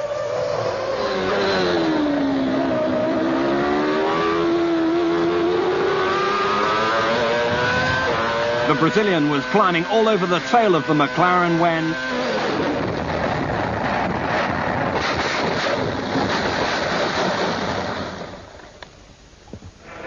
Blundell defended, Barrichello didn't react in time, and the Brazilian was very lucky not to be flipped as the out-of-control Jordan hit the gravel trap. Blundell was able to keep going, albeit with difficulty. At the front, Herbert was stroking it home, unable to believe his luck, but on course for a thoroughly deserved first victory and Benetton's 5th of the 1995 season. Even Schumacher managed to grin amidst the Benetton celebrations. Alesi wound up second, Coulthard third, Parnis nipped past Blundell for fourth, and the McLaren made it to the flag minus a left rear tyre for fifth. The final point was taken by the patient Heinz-Harald Frentzen in the Sauber. In the championship, Schumacher maintained his 11-point margin at the head of the table, but Alesi was now just 3 points shy of Hill, and Herbert had added 10 to his tally, moving him ahead of Coulthard.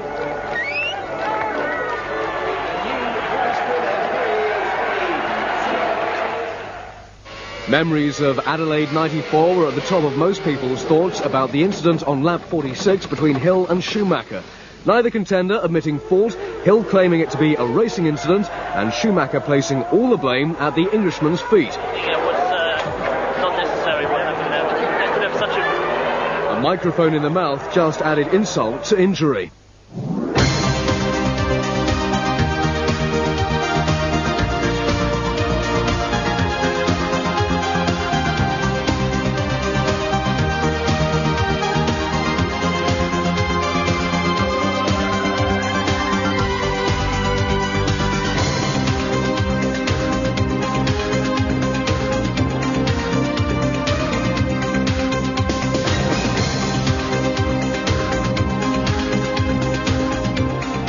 In 1988, Johnny was on the crest of a wave in Formula 3000 before this horrific crash at Brands Hatch looked certain to have ended a promising career.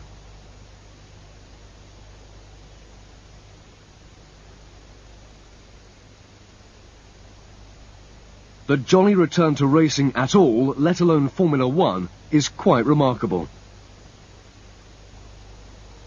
but Peter Collins of Benetton had faith in Herbert's ability to return, and Johnny, in some considerable discomfort, made his Benetton debut in Brazil, scoring a brilliant fourth-place finish. A fifth place at Phoenix followed, but by mid-season Johnny was forced out by Benetton, despite Collins' demands he should stay. A one-off appearance in Belgium for Tyrrell followed, but Formula One seemed over for Herbert. 1990 saw Johnny in Japanese Formula 3000. But following Martin Donnelly's massive accident in Spain, Johnny got a break with Lotus for the final 2 Grand Prix of the year. The Lotus Lamborghini was not a good car, but at least the young Briton was back and able to put himself in the frame for 1991. It wasn't until Canada that Herbert got his chance, but Peter Collins was now at the Lotus helm. And following the departure of Julian Bailey, Herbert was back and alongside Mika Häkkinen. Results were sparse for the underfinanced team, 7th in Belgium, the highlight for Herbert. Lotus were in no better shape the following year, again lack of finance cited as the reason, but 6th places in South Africa and France saw Johnny to 14th in the World Championship.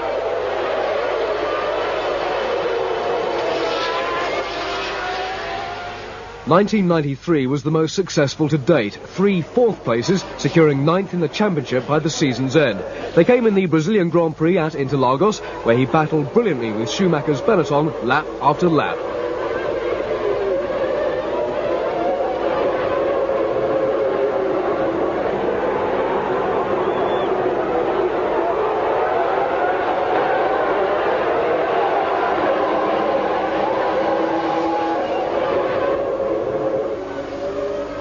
A very damp Donington Park, the host of the European Grand Prix, and also Silverstone. 1994 started frustratingly, and the relationship with Lotus was souring. Monza provided the one and only highlight, 4th in qualifying courtesy of a revised Mugen Honda engine. Even that turned sour when Irvine took him out at the start. He then had to use the spare car with an old spec engine, retiring soon after the restart.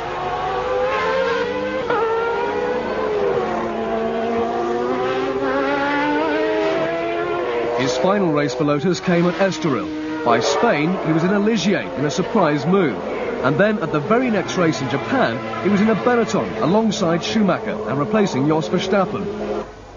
But these last 2 races in Japan and Australia were hardly vintage performances.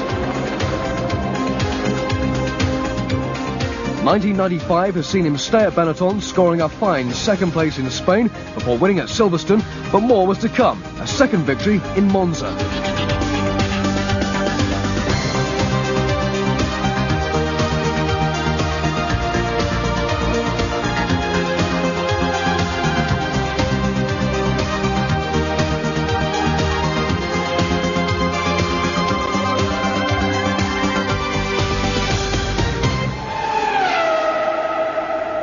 In the ongoing game of musical chairs at Ligier, Brundle gets to stand while Suzuki gets the seat. Further down the pit lane, Pacific's Bertrand Gachot makes way for someone called Giovanni Lavaggi. There's stunning news in time for round 9 at Hockenheim. More than 120,000 Germans have come to see Michael Schumacher become the first German to win his home Grand Prix since the championship officially got underway in 1950. Damon Hill, on the other hand, was out to spoil the party, taking pole position by a little under a 1/10 of a second. Berger was the guilty party this time, as Hill made the best start, splattering Schumacher with oil and water from the back of the Williams.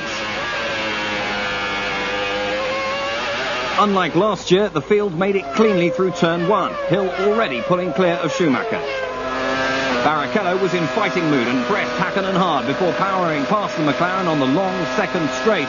The Brazilian now in pursuit of Jordan teammate Eddie Irvine. Before the end of lap 1, Barrichello had done it. Berger was 4th, Coulthard 3rd, Schumacher 2nd, and Hill leading by a little over a second. Then, disaster. For the patriotic crowd, it was heaven sent. Schumacher had been gifted the lead and his prime challenger was out of the race.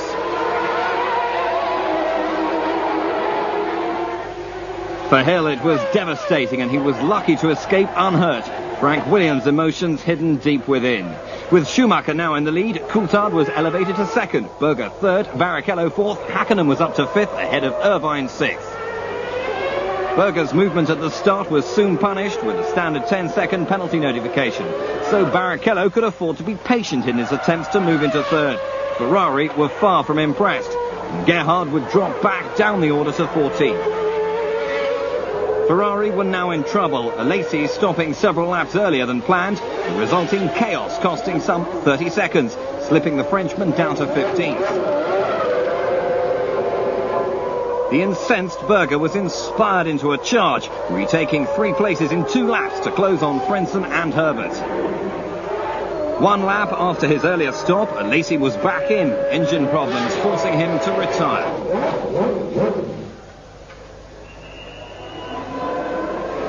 Harness Ligier was the next to hit trouble, overheating his clutch after the first stop.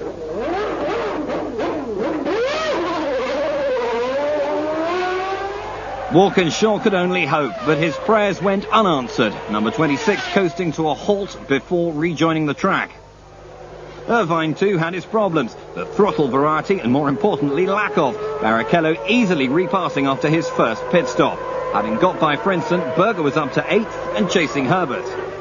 Lap 17, Coulthard was a lonely second, and Blundel's McLaren chose the opportunity to retire. 2 laps later, Schumacher came in for the first of his 2 stops, passing the lead to the sole surviving Williams. It was a quick stop, but Häkkinen had slipped by 2, so Schumacher was back in third.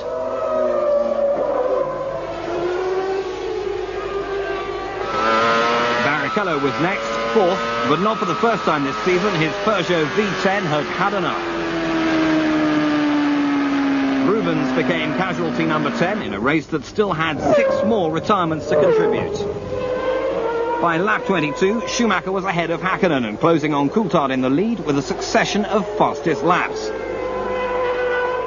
Lap 23, Coulthard was in for his one and only stop, 15.5 seconds.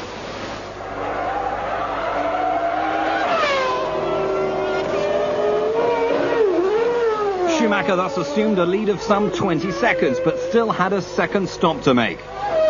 Berger was in too, having by now climbed back up the order to 4th place, and Herbert followed, but unlike Berger, lost position to Frentzen. Suzuki, meanwhile, was having fun down in 8th. After 3 laps behind Frentzen Sauber, Herbert took back his 4th place.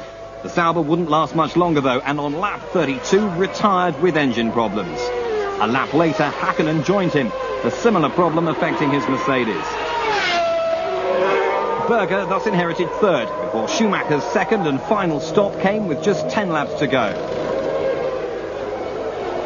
Coulthard was closing all the time, and the Benetton pit crew were under pressure.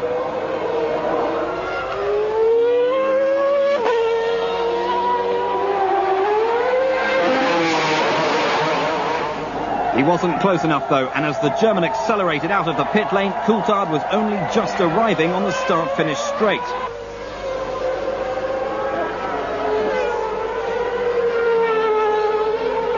With 8 laps remaining, Schumacher's lead was nearly 9 seconds, and Coulthard appeared unable or unwilling to chase. With 4 laps to go, Irvine's Jordan finally gave up the ghost, and with it the point for 6th place. No such problems for Schumacher. His 5th win of the season was typically dominant and all the more satisfying in front of his own fans.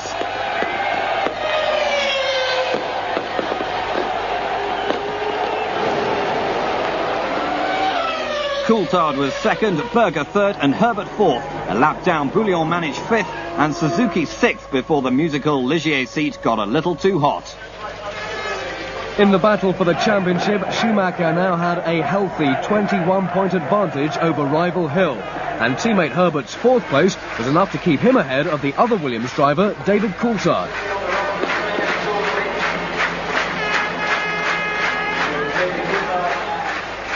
Understandably, Schumacher was pretty pleased with himself afterwards.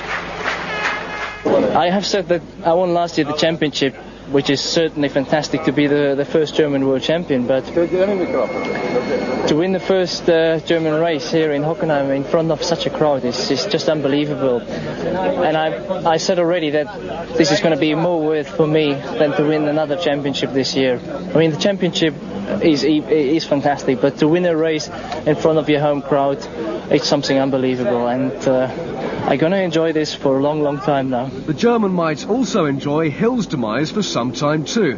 Damon was devastated by his off and at a loss to know what had happened. I was pushing hard, trying to pull out of advantage, but I must say I've been around that corner enough times this weekend to know whether I'm within the limit of it or not. And you know, I just gutted completely. The first time I see the English have the heart. Because I see my mechanic cry, honestly. I can imagine. I mean, the first time I cry in the podium, the first time in my life. In one in Spa, I never cry. Today was the day. And my mechanic arrived in the garage, everybody crying. For Schumi's fans, it was the perfect day.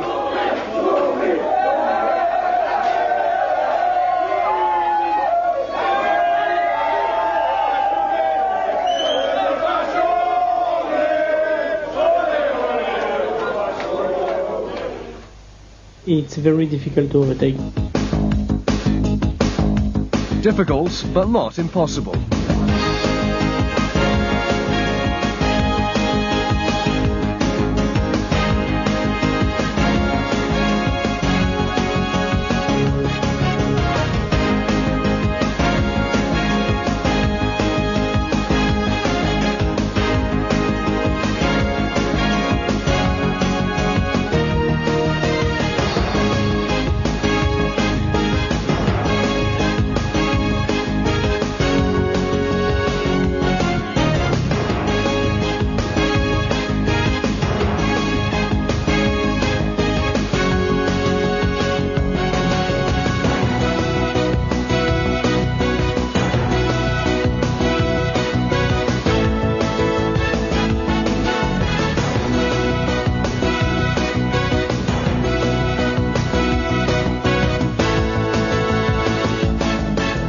Incident at Silverstone, Michael Schumacher and Damon Hill both expressed their views about the difficulties of overtaking. It's a problem we have in Formula 1. You can't drive too close to each other.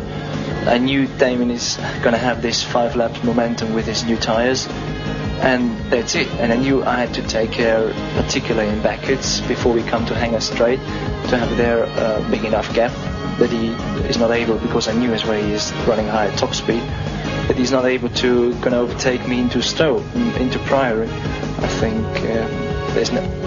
there's no way that you, after the circuit has changed into having a shorter straight now, there's no way overtaking there. I've tried to pass him, I think, a few times now, and I think it's only once I've got past. It's just very difficult to pass in Formula 1 cars these days, and if someone wants to make it difficult for you to pass, it's very easy.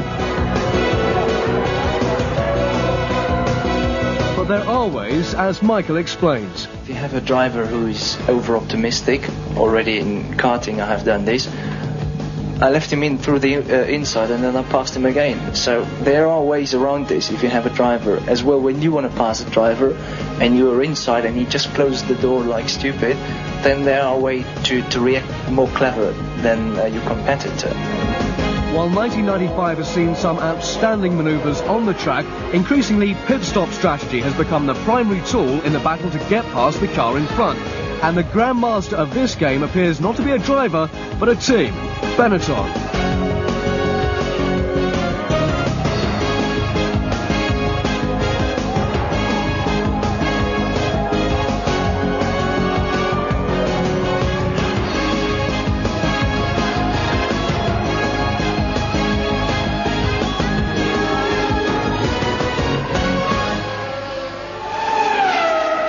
Aguri Suzuki is not a happy man. After all the fun at Hockenheim, Brundle gets the Ligier hot seat back for Hungary. Pierluigi Martini has to vacate his seat at Minardi in favour of the Portuguese driver Pedro Lamy. 2 weeks after Hockenheim, the German contingent was once again out in force for round 10, Hungary. Amidst enormous speculation that Schumacher was about to sign a contract with Ferrari for 1996, Damon Hill got on with the job of qualifying and took his 4th consecutive pole position of the year, 6/10 faster than the German. Coulthard joined his teammate on the front row. He was 4/10 off, while Schumacher had Berger alongside and Hakkinen behind. Hill's start was immaculate, whilst behind Schumacher's was less so, having to move over in order to block Hakkinen slipping past. Barrichello, back in 14th, was quick too, passing Badoer and Blundell on the short run up to turn 1. The first corner passed without incident. Hill out in front from Coulthard, Schumacher, Berger, and then a three-way scrap over 5th.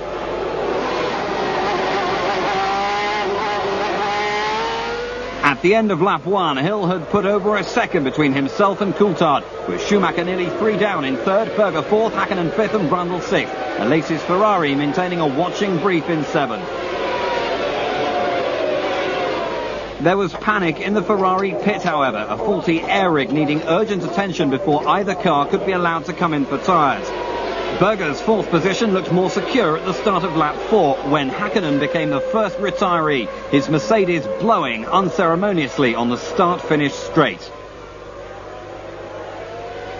Schumacher was still trapped behind Coulthard, unable to find a way past the Scotsman. He was losing valuable time to Hill. With Ferrari nearly sorted in the pit lane, Coulthard made an error into the chicane on lap 13. Running wide onto the dirt, he couldn't recover before Schumacher grasped the opportunity and was through on the way into the next left-hander.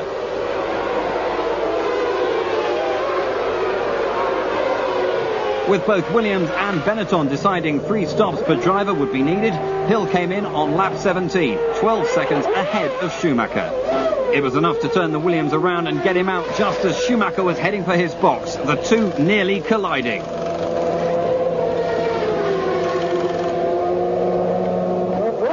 With Schumacher back on his way, the Benetton crew discovered a problem with the fuel rig and the German hadn't taken on enough fuel. He would have to stop again sooner than originally planned. Just 9 laps later, he was back in. With Coulthard coming up to the start-finish straight, it would be touch and go as to whether Schumacher could hang on to second. He made it. Just.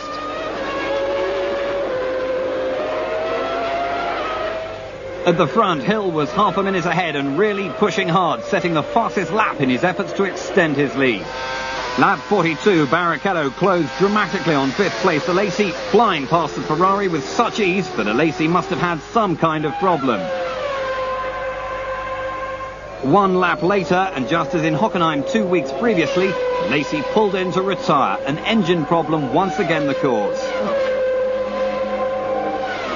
Hill had made his second stop on lap 38, and Schumacher was now less than a second behind, piling on the pressure. A slight error on lap 47, nearly costing the Englishman the lead. Lap 48, Schumacher was back in the pits for his third and final stop. Berger's Ferrari was in 2, as was Barrichello's Jordan, the Brazilian maintaining the advantage thanks to the Jordan crew. Katayama had departed the fray on lap 46, the Japanese enduring a long walk back to the Tyrrell motorhome. Blundell was closer to home on lap 54. Another engine, and Irvine's clutch lasted up until lap 70. Incredibly, it was Schumacher's turn next. Fuel pump failure leading to his first mechanical retirement of the 1995 season. Hill could now relax with a comfortable advantage on Coulthard, himself nearly a lap ahead of Barrichello in 3rd. Berger couldn't though. Herbert and Frentzen snapping at the Austrians' heels for 4th place.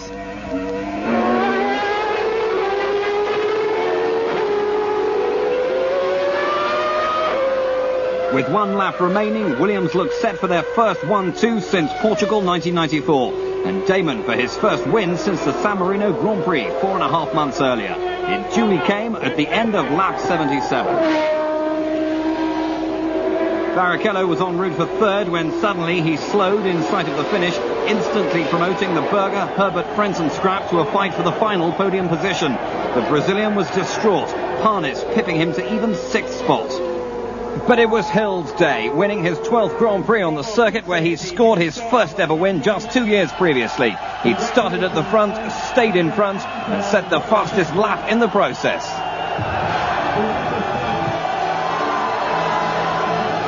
The Englishman was now just 11 points behind Schumacher in the title chase, with Coulthard displacing Herbert by a point and moving up to 4th.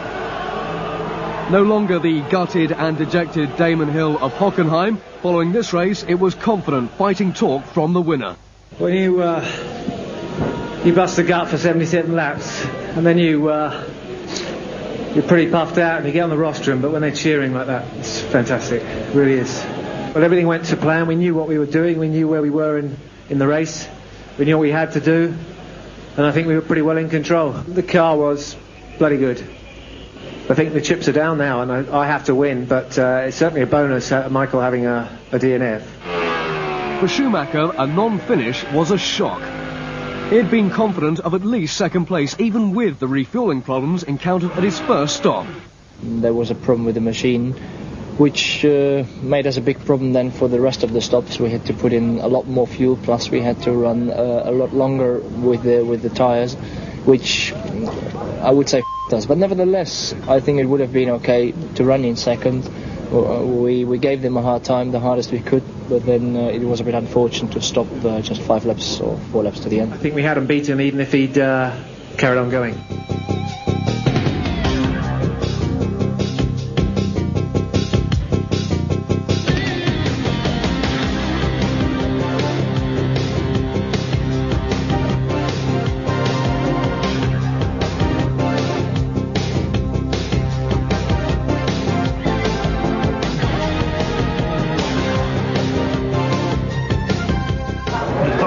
Car was negated by the fact that we didn't finish, and if you think now the championship is now, for me it's only 15 races and I've given everyone 10 points, Michael 10 points advantage. The championship is going to be very, very tough.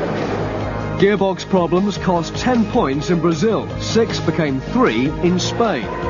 4 were lost in Canada with pump failure. Gear change difficulties cost Schumacher 8 points in Canada.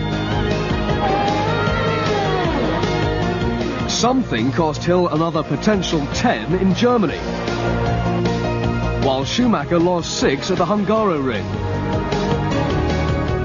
Coulthard went from 10 to 4 and finally nothing in Argentina with electrical failure.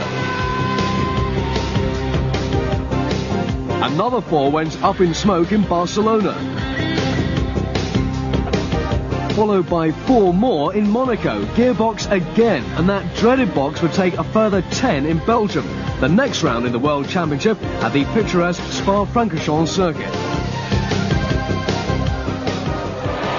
Gerhard Berger, 36 years old on race morning, would start from pole position. Teammate Alesi shared the front row, with Hakkinen third and Herbert fourth. Hill was back in 8th. And Schumacher even further behind in 16th, both having suffered problematical wet qualifying sessions. Beneath ominous skies, Alesi made a stormer of a start as Berger faltered, causing Hakkinen to take avoiding action. Irvine's Jordan made light contact with Coulthard ahead, but otherwise everyone was safely through La Source. Alesi was in front and, despite Herbert's aggressive intent, led the way through Eau Rouge.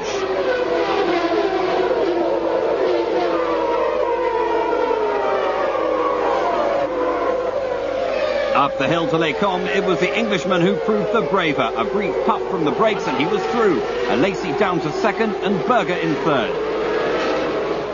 With 1 lap completed, the top 3 were unchanged. Hakkinen was 4th, Coulthard 5th and Hill up to 6th. Leaving La Source, Hakkinen lost the rear end, out after just 1 lap.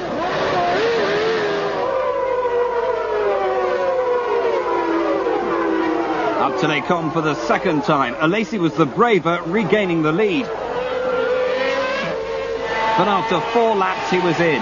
Believing he had a puncture, he was incensed at the unprepared Ferrari crew. He was wrong. The rear suspension had failed and Alesi became the second retirement in a long afternoon. Lap 5 and Herbert was leading again, but under pressure from Coulthard. The Scot attacked and Herbert obliged with a spin, dropping back to 6th behind Schumacher, who was now 5th. Lap 10 and it was 4th, passing Irvine's Jordan at bus stop. Lap 13, Coulthard rolled to a halt, gearbox failure depriving him of a potential win. Hill thus assumed the lead, Berger second and Schumacher third.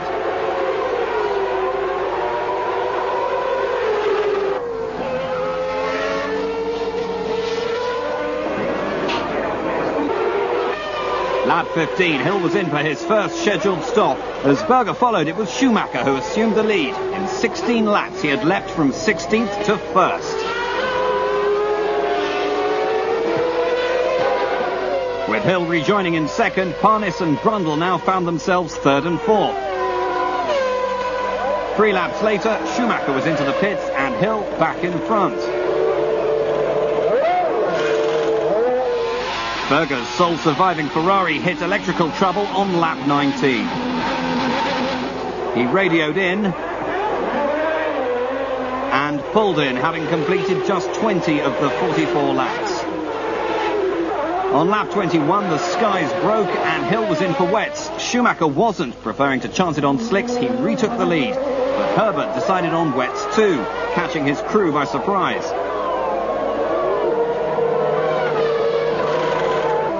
For Irvine and Jordan, there were more serious problems. The dreaded threat of a refueling fire had reared its head. Fortunately, no one was injured.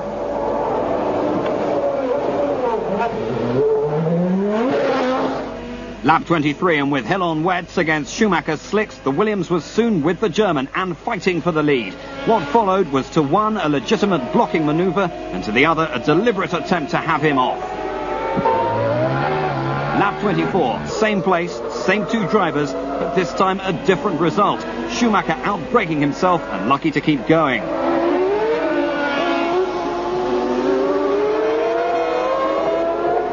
Lap 25 and Hill slid wide, Schumacher retaking the lead.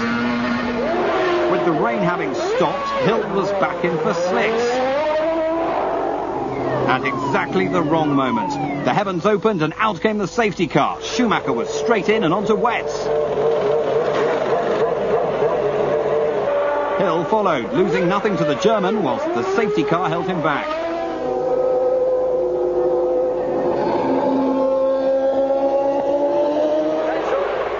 But how long have we got? 3 laps? Yeah, 3 laps, yeah. Must we get him in as soon as we can? I don't know. Damon had just edged past the limit on that last stop. Brundle was now second, 15 seconds ahead of Hill. Blundell and Frentzen were fighting over 4th, the battle determined in the Germans' favour with 4 laps to go. For Peter Sauber, it was his team's best performance so far this year. With just 1 lap to go, Hill was right with Brundle approaching La Source hairpin. It was tight. It was tense.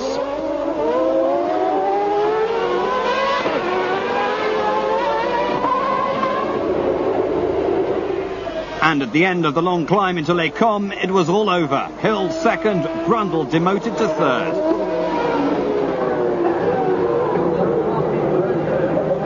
Schumacher cruised across the line to score his 16th career win, where 4 years previously he'd scored his first. With Hill in second and Brundle in 3rd, Frentzen, Blundell and Barrichello were left to sweep up the remaining championship points. Schumacher had extended his lead at the head of the championship table by 4 points, and with Alesi, Coulthard, Herbert and Berger all failing to score, the principal championship rivals had furthered the gap to the rest. After the race, attention focused on the incident on lap 23, the 2 rivals unsurprisingly differing in their views. I knew it's going to dry out. I knew he had this momentum where he might be quicker, and I think we had a pretty tight run. I certainly was defending the position, and it got very tight, but I think we done it in situation where it was quite easy. We didn't do it in high-speed corners, and in slow-speed corners nothing can really happen if you drive that close, and I just took that risk. Yeah, that's all fair. It's all well and good if it's accidental, but if it's meant on purpose, then I'd be pretty upset. And I think it's all very well to have a close race, and I enjoyed it. Everyone enjoyed watching it, but these are Formula 1 cars, they're not go-karts, as I've heard someone say once before. And but congratulations to him for coming from 16th to win the race. You must try go-karts. They're good. Yeah. Well, they're not go-karts, as I said. Now a chance to see exactly what went wrong for Eddie Irvine.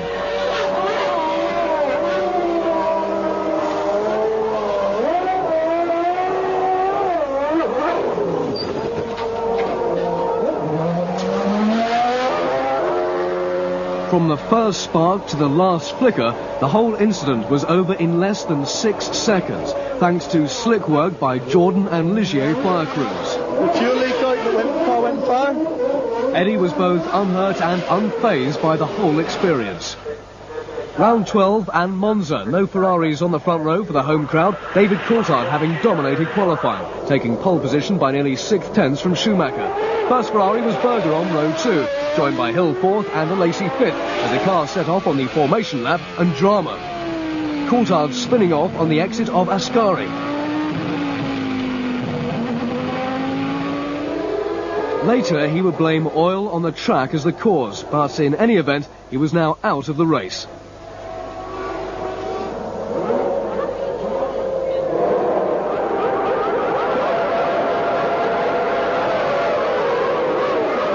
Schumacher got away first, just. Berger threatening on the way down to the Variante Goodyear. Herbert slipped past Hill under braking for the first chicane to claim 4th behind Alesi.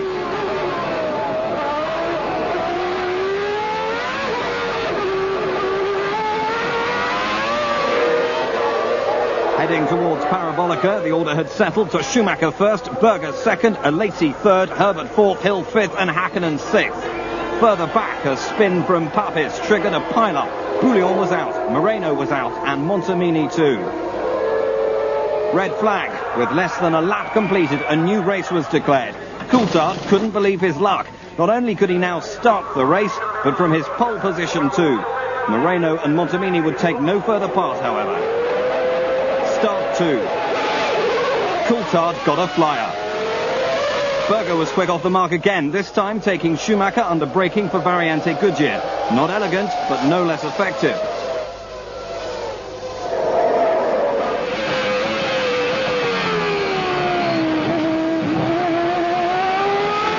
With everyone making it through the first chicane unscathed, it was Coulthard leading the field across the line at the end of lap 1. Berger second, Schumacher third, Hill 4th, Alesi 5th and Herbert 6th. After 10 laps, Brundle's Ligier was out, a slow puncture developing into something much worse. Lap 14, more drama for Coulthard.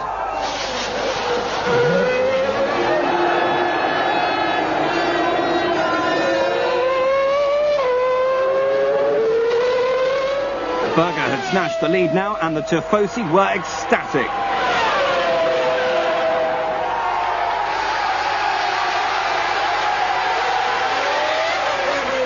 Coulthard made it back to the pits, but retirement was instant. A failed front wheel bearing, the cause of the earlier spin. Lap 24, Schumacher second, Hill third, Taki Inui in the way. Bang! For the second time this year, the pair are off and the controversy immense. Schumacher straight over to Hill to vent his anger. For Berger, the pressure was off in an instant, but he still pressed hard.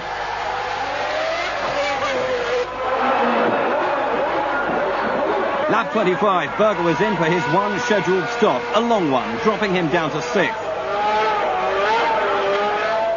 That gave teammate Alesi the lead, 13 seconds ahead of Barrichello. But only for one lap. Alesi's stop was next. Barrichello became the next one-lap leader before he was in, promoting Hakkinen for one lap too. Alesi was being held up by Irvine, the Irishman on his way to the pits. Johnny Herbert had his turn at the front for 2 laps before pitting at the end of lap 30, dropping back to 3rd. With all the reshuffling, Ferraris were back in front, Alesi just ahead of Berger. Everything looked good for the first Ferrari 1-2 in a very long time when, lap 33, Alesi's camera flew off, bouncing into Berger's left front suspension. The Austrian was out. Lap 41, one half of the Jordan pairing was out, Eddie Irvine's engine. Lap 44, Jordan were completely out of it when Barrichello's clutch exploded. With just 9 laps remaining and Alesi cruising to his second victory of the year, smoke started to pour from the right rear wheel of number 27. 2 laps later, it was all over. Wheel bearing failure the culprit. The popular Frenchman was in tears behind his helmet.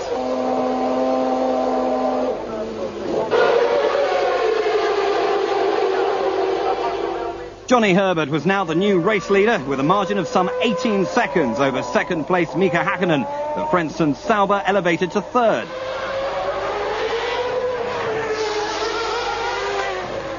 For Johnny, it was a second gifted victory this year, but deserved no less after all the years of frustration.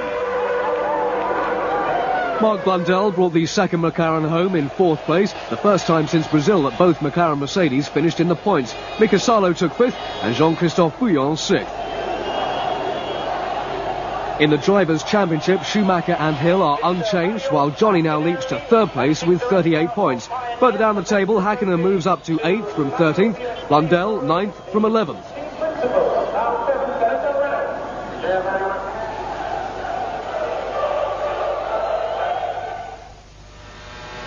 Schumacher and Hill were at the centre of controversy once again. Here we can see how first Hill and then Schumacher saw the incident. Unfortunately, we can't tell you what was said here.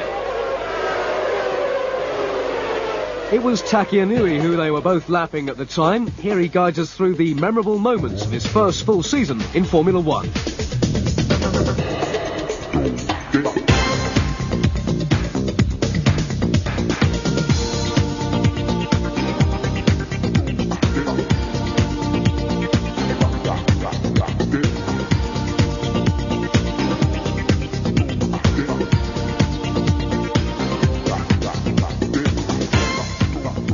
Well, I don't know.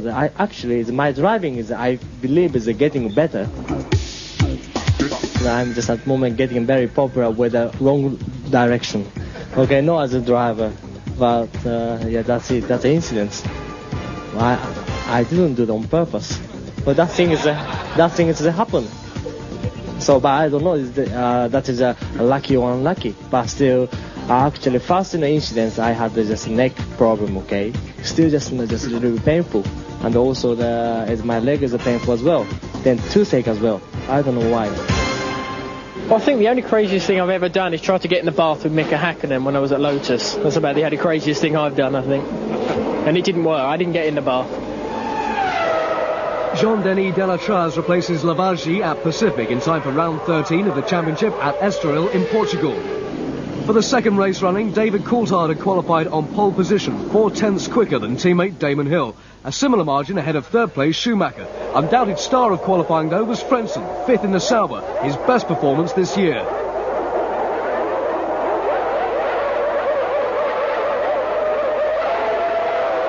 David Coulthard made a perfect getaway, ahead of Hill, Schumacher, Berger and Frentzen. Further back, though, there was trouble, as Katayama's Tyrrell was launched into the air after hitting Luca Badoer's Minardi. It looked horrific, and the race was immediately brought to a halt. Thankfully, though severely shaken, he was unhurt, but would take no further part. Almost unnoticed, Frentzen had been pushed into a spin by Brundle at the first corner. The young German would be glad of a restart. Second time around, Coulthard was equally impressive. On the run down to turn 1, too much wheel spin from Hill off the line was converted into the loss of second place. Schumacher going the long way round.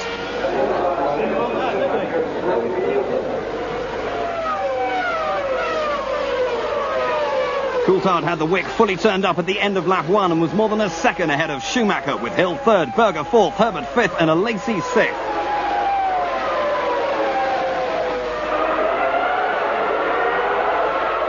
As early as lap 2, the young Scot had set fastest lap, extending his lead still further. Back in 9th, Barrichello was leading Häkkinen, Blundell and a fast-recovering Frentzen, the German having stalled at the start of the formation lap prior to the restart, and therefore having got away from the back of the grid. It wasn't until lap 17 that Häkkinen nipped past the Jordan.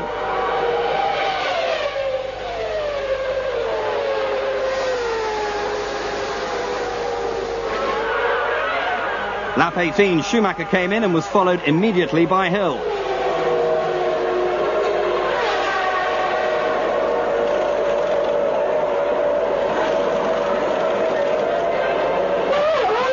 .4 seconds and Schumacher was on his way. Hill was stationary for 16.1.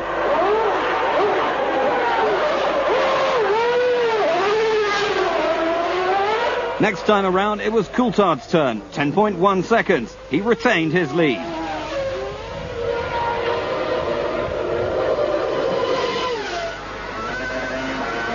Frentzen continued his rapid progress through the field, and by lap 30 he was 8th, having dispensed with Blundell, Barrichello and Hakkinen. Lap 35, Schumacher was in for the second time, and on lap 38, so too was Coulthard. With Hill staying out, it became clear that the Englishman was employing different tactics, not just to Schumacher but also his teammates.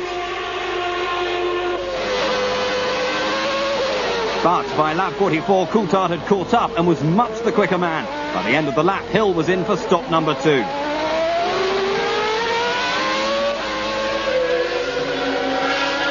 Hakkinen's Mercedes chose the moment to call it a day.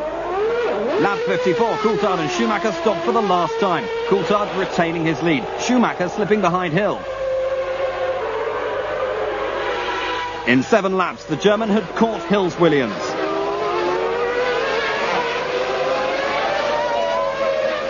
Then, on lap 62, he was passed, catching Hill napping.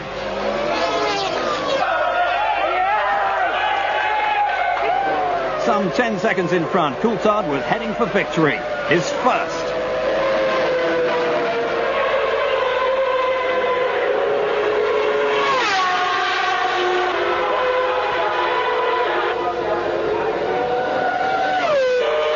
With the 2 Ferraris just short of being lapped, Coulthard crossed the line to win. His first outright success on his 21st attempt. Becky Herbert the first to congratulate his girlfriend Andrea. It was a copybook performance from David. Pole position, fastest lap, race win, and thoroughly deserved after so many near misses this season. Schumacher took second, Hill third, Berger fourth, Alesi fifth, and Frentzen sixth from the back of the grid. As far as the championship is concerned, the result gives Schumacher a further 2-point advantage over Hill. But for Coulthard, he now regains third place, putting himself back ahead of Herbert and Alesi. The performance of the Williams would certainly give Schumacher something to think about, whilst for Hill, that 16-second pit stop and a 17-point deficit with just 4 races remaining would seriously dent his chances in the championship. There is certainly a points difference between me and Damon, which I'm certainly more happy about than it would be the other way around. But nevertheless, the performance they're putting on now, and they're going to put on, it's going to be difficult for us, but we're not going to sleep.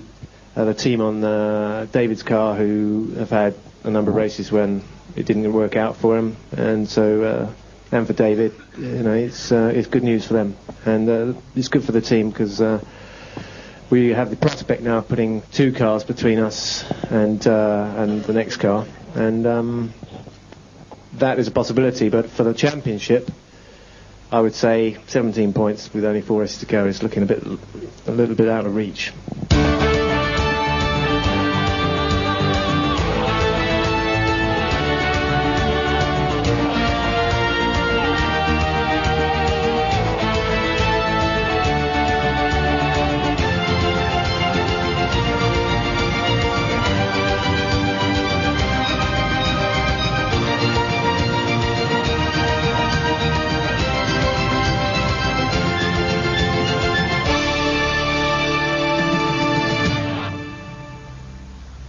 David's Formula One debut came at the Spanish Grand Prix in 1994, following the tragic loss of Ayrton Senna. He was destined to retire from that first Grand Prix with electrical problems, but 5th in Canada, 5th in Britain and 4th in Belgium followed. At Monza he was lying a fine second behind teammate Damon Hill, until with less than a lap to go he mysteriously ran out of fuel and dropped to 6th.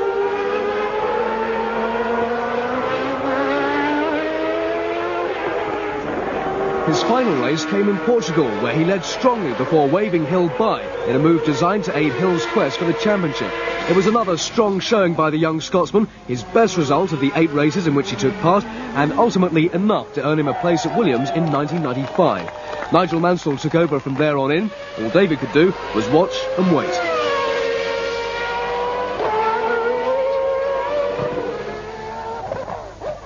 ...1995 started with 3rd on the grid in Brazil, leading to a 2nd place in the race, while still recovering from a bout of tonsillitis.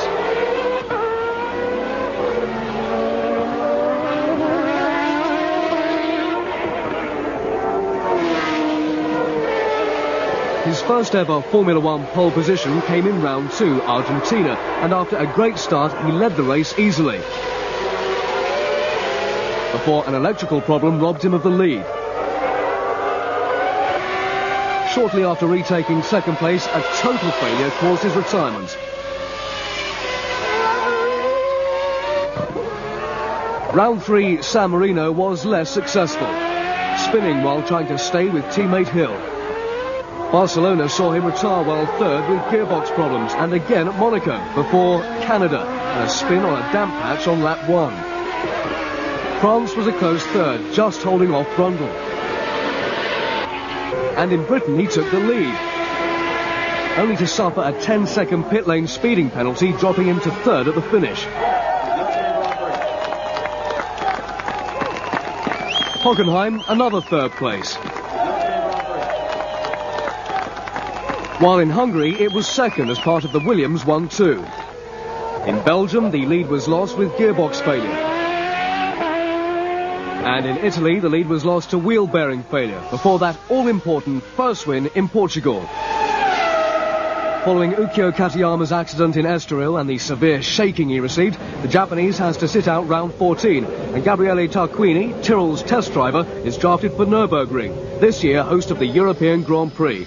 With Coulthard achieving his third consecutive pole, Hill lined up second, Schumacher third, and the only man on slicks on a wet track, Alesi, back in sixth. Papes stalled, causing a delay, then Frentzen jumped the start before Coulthard got his now customary flyer. Hill didn't and was immediately passed by Schumacher and Irvine. So Coulthard led, Schumacher second, Irvine third, and Hill fourth.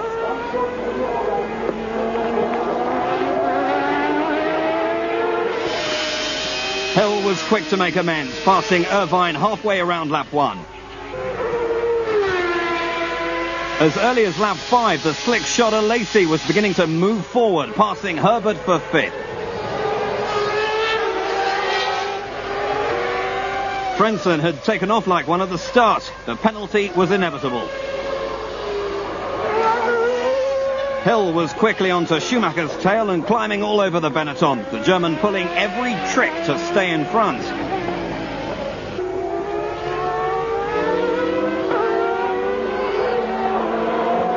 On lap 11, both were in for slicks.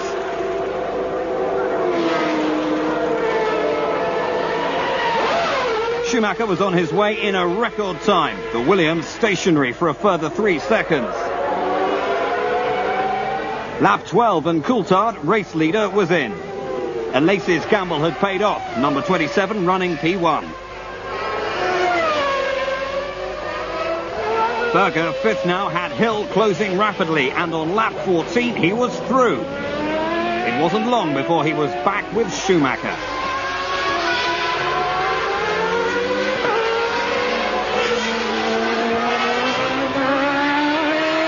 Lap 16 and Hill was past, Schumacher forcing him to the outside.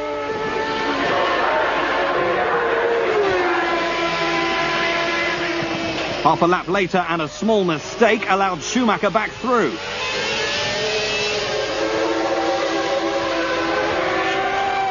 Still the battle raged, Hill pushing, Schumacher defending.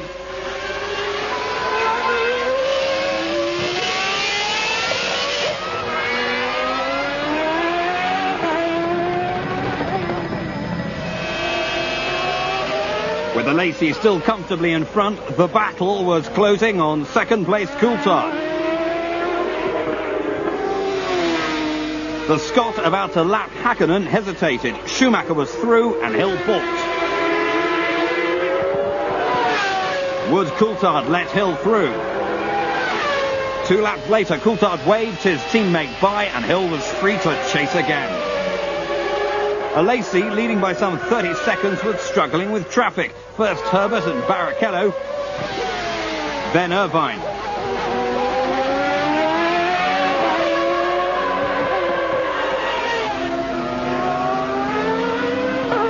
The Irishman managed a more thorough job on Herbert and paid the price. At exactly half distance, Alesi made his one stop, keeping the lead. Benetton were ready for Schumacher's second stop. The German pitting as Alesi was leaving. He would rejoin fourth.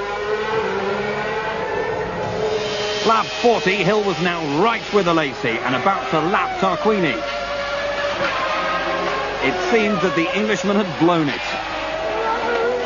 Berger was in for his second stop on the same lap, but wouldn't return. Gearbox to blame. For Hill, the new nose would cost him dear, dropping back to fourth. With 15 laps to go, Schumacher pitted for the third and last time. He rejoined second. Alesi still in front by 22 seconds. 20 seconds further back, Hill was closing on Coulthard in third. Schumacher was gaining on Alesi at a rate of 2 seconds per lap. Hill was just 3 behind Coulthard. Lap 59.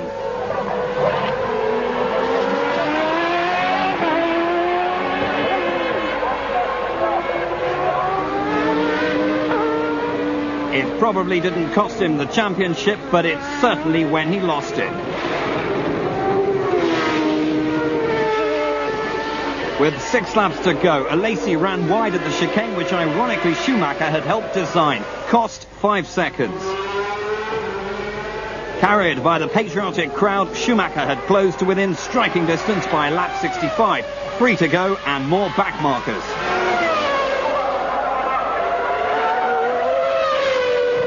On seriously worn tyres, Alesi tried everything to hang on to the lead.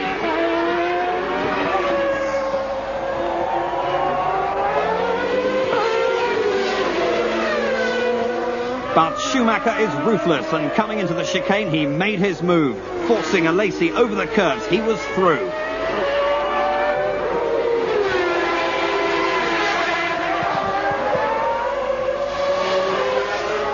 A replay shows just how close they both were to coming off. Wheels interlocked, they had touched. The German's 17th Grand Prix victory, and probably his greatest so far. The second consecutive title virtually in the bag.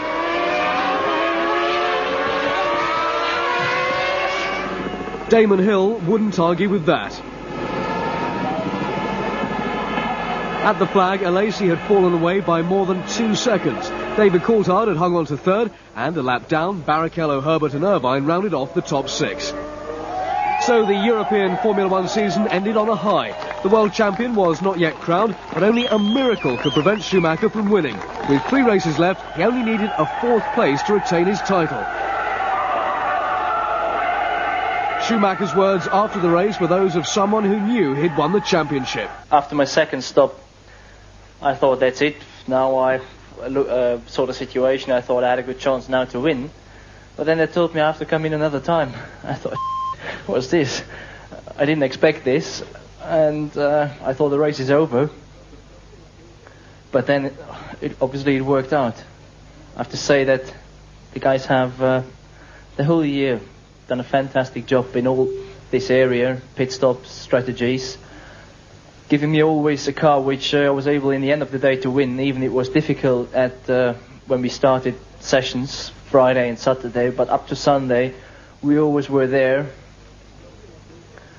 And I thought as well that being able to win in Hockenheim, I used up my luck, but I didn't use up all of this. I was able to win here in front of a home crowd, which was unbelievable. When I saw Damon gone off, I thought either to stay in second position, drive home 6 points, or go in and fight for the first place, which was quite far away at this moment. But then when I saw all this support and the fans, I thought I must win. I must do everything to win this race.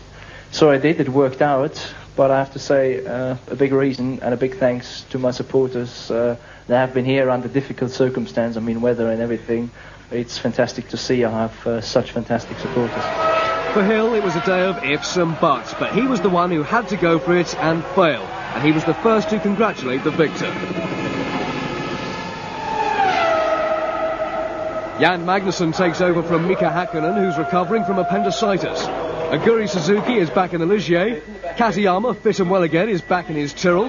Morbidelli gets his footwork seat back. And Bertrand Gachot returns to the Pacific team for the Pacific Grand Prix, where once again David Coulthard kept up his superb form with his 4th consecutive pole position, 2 tenths ahead of Damon Hill, who shaded Schumacher by a mere 800.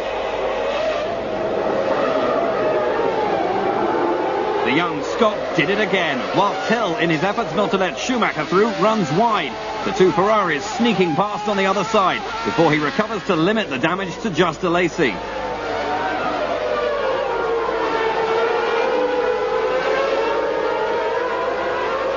It's all good news for Coulthard, able to pull a comfortable gap in less than a lap. The Lacey slowing Hill and Berger holding Schumacher.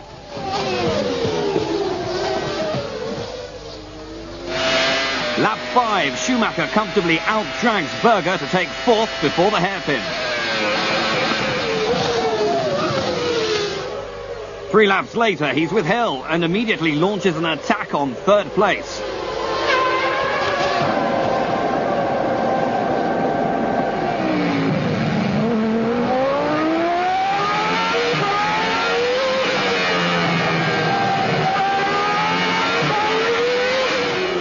Lap 11, it's an ignominious end to Suzuki's return to the Ligier seat.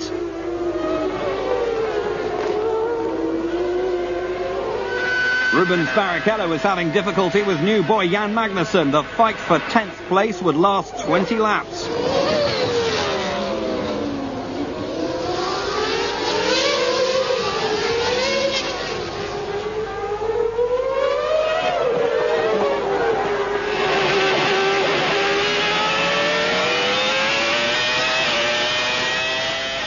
With Hill and Schumacher still caught up behind a Lacey, who is proving just quick enough to stay ahead, Coulthard is able to stretch his lead to 14 seconds and still pulling away at about a second a lap.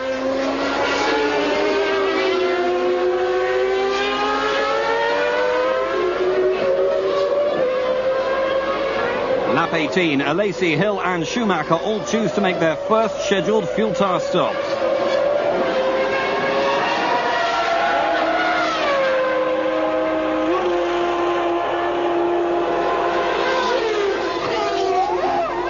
Schumacher gets out first. Alesi is close behind. Hill is left trailing as Schumacher narrowly avoids Irvine's Jordan. The German is now 4th, Alesi 6th and Hill 9th. 4 laps later, Magnussen heads into the pit lane for his first ever fuel and tyre stop. No problem at all.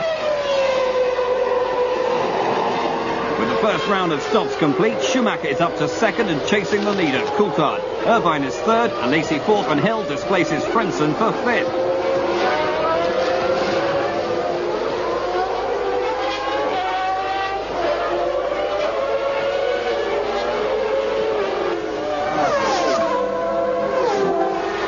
Next lap, same corner, Alesi pushes past Irvine to take 3rd. Hill follows, but it doesn't come off. Much worse, the front wing is damaged.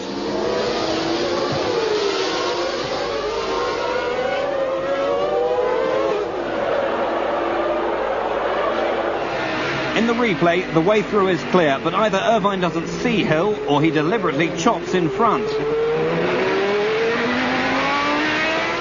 Lap 24, Coulthard is in for his first stop, and it becomes apparent that he's running just a 2-stop strategy. Irvine having also headed for the pits, Hill could look once again for a way past Alesi. Lap 37, Schumacher is in for stop number 2, holding on to 2nd place. As Coulthard comes up to lap the Barrichello-Magnussen battle, still locked together after both had stopped. Unable to find a way past Alesi, Hill makes his 2nd stop on lap 38. Patrick Head checking the damage to the front wing. Schumacher is relentless in his pursuit of Coulthard. The Scotsman stopping on lap 49 for the 2nd and last time, handing Schumacher the lead. But Schumacher still had his 3rd and final stop to make, with a margin of 20 seconds. The The stop came on lap 60.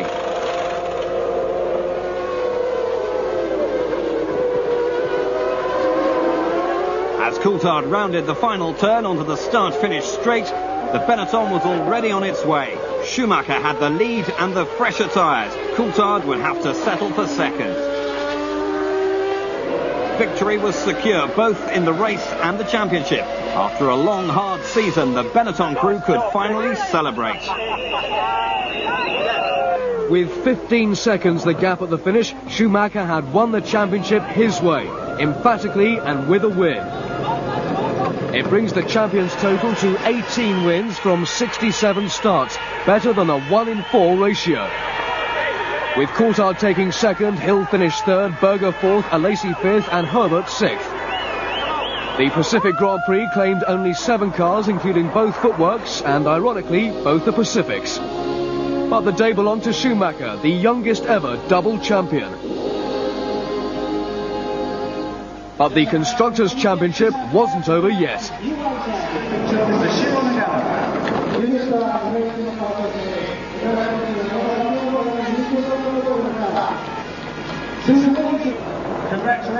I will say here and now that I congratulate Michael on his second World Championship, and it's been a very tough fight this year, but I am truly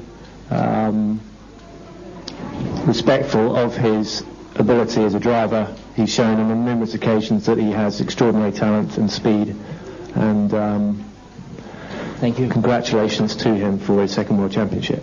The way the team has come up with strategies and used the strategies and done it, I mean, it's I never have seen something like this, and I have really to say I have a good crew who does this job. It's unbelievable for me. Not one mistake this season, really, and just really, really good, these guys.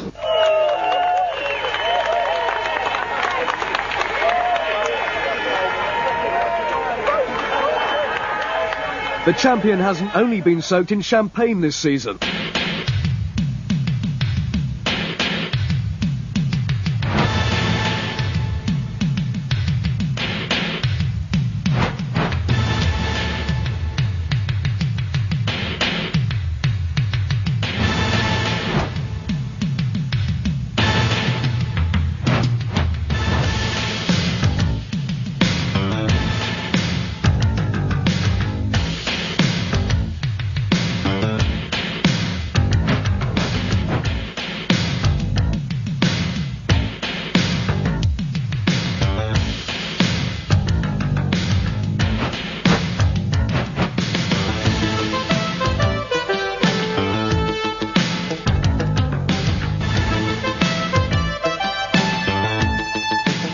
With only 3 completely dry weekends in the 1995 season, it became increasingly important to perform well in the wet or mixed conditions. So, amongst the current generation of drivers, who is the Rainmaster, in the mould of Jackie Ickx, Pedro Rodriguez or Ayrton Senna? The answer seems to be Jean Alesi. Give the Frenchman a handful of a car, which his Ferrari often is, and in the wet, he'll transform it. Only Michael Schumacher seems to be in the same league.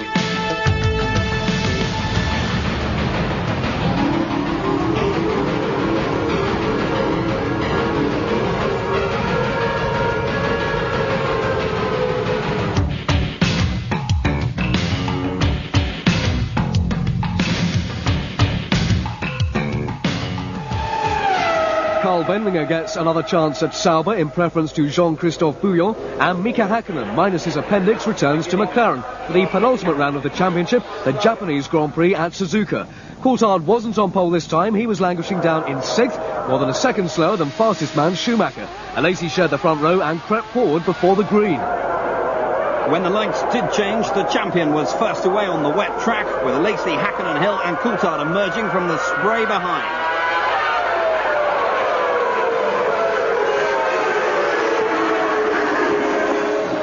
Into turn 2, Irvine came around the outside of the Scots and was passed.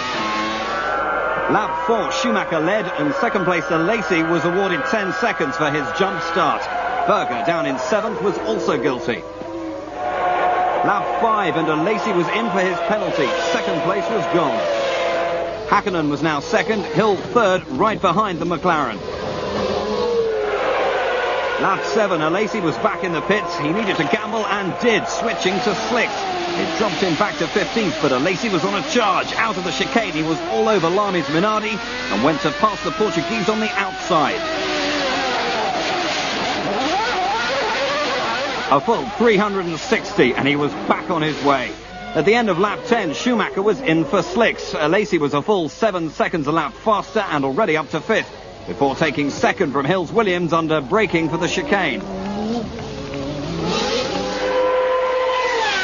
Lap 16, Barrichello loses the rear end of his Jordan. In replay, he was lucky not to take out teammate Irvine.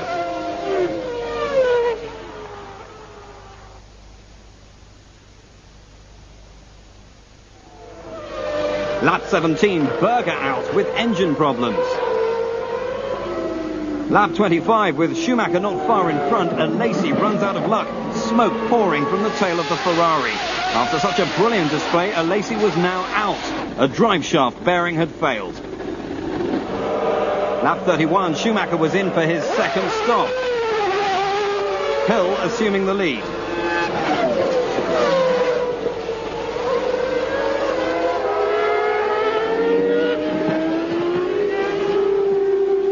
Both were charging, but Schumacher harder.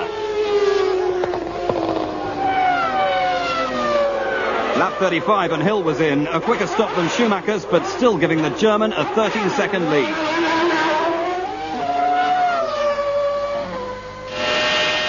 Lap 37.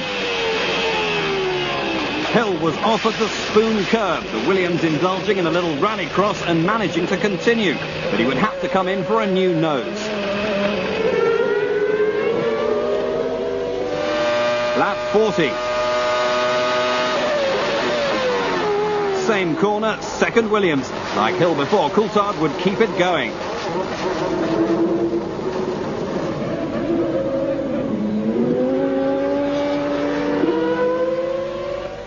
But only so far as the next corner. Mud and stones flying from the side pods and tipping the Scots straight off.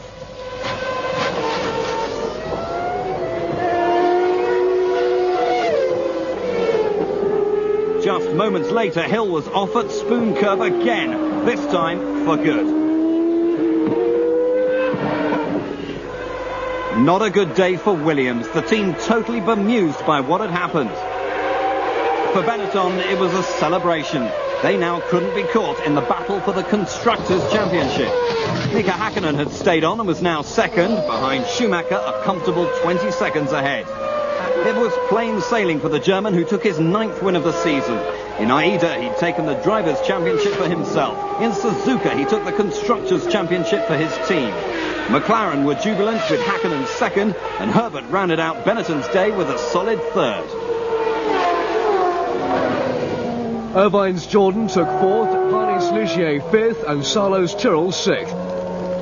A jubilant Flavio Briatore had been handed his and Benetton's first Constructors' win. Williams reeling back in second. Mika Hakkinen and McLaren Mercedes were back, having qualified third. Second in the race was no fluke.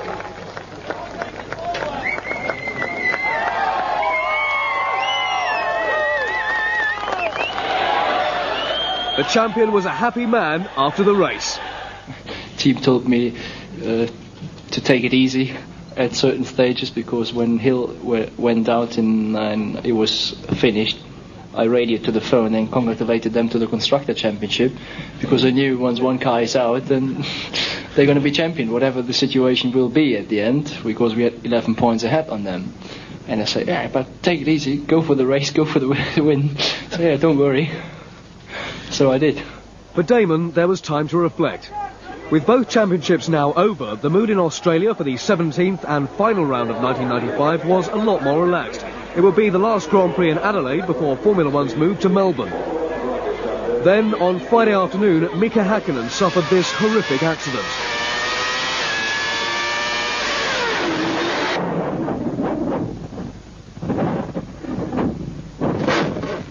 Mika is expected to make a full recovery.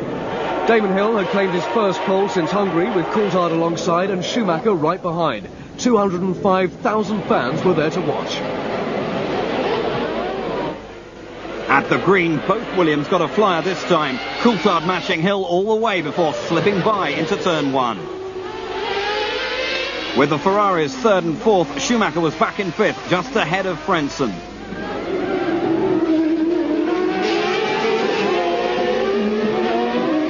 Keen to get back past Alesi as quickly as possible, Schumacher attacked at the first opportunity, the hairpin. Fourth, next target, Berger. With Coulthard and Hill pulling clear at the front, it wasn't until the hairpin again on lap 5 that Schumacher could effectively challenge. Third. Taki Inui didn't get in the way for long, the Japanese ending the season in a not unfamiliar fashion. The second Benetton of Johnny Herbert was attacking, Frentzen the target. The hairpin at the end of the straight, the place. The move, unsuccessful. Hill is in first, having just set fastest lap. He loses just one place to Schumacher. Lap 20, Coulthard is in when, unbelievably, he slides into the wall on the entrance to the pit lane. On the replay, you can just see a line of oil beneath the right-hand side of the Williams. The leader was out in the most absurd of circumstances. Lap 22, Schumacher stopped and rejoined behind Alesi again. Hill was thus in the lead and pulling away comfortably. From Alesi second, Schumacher back in third.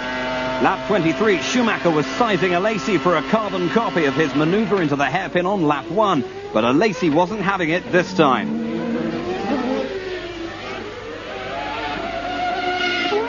With bits of Ferrari flying, Alesi headed straight for the pits with caution.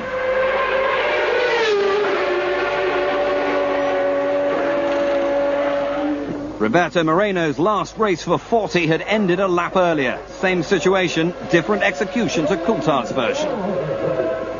Lap 24, Schumacher was in, the incident with Alesi having done more harm than first realised. For Alesi, though, it was over. One lap later, the German was back in the pits and out of the race.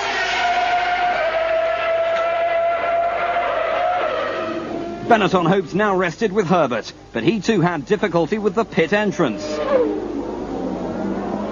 For Hill, no such worries, and a 50-second lead over Berger, who now found himself second. At least until lap 35, when the Ferrari expired.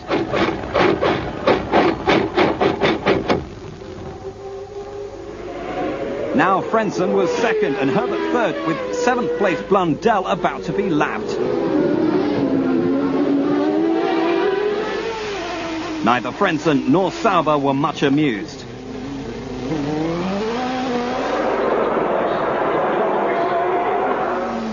Behind Harold, it would soon be over. Lap 40 and retirement with a broken gearbox.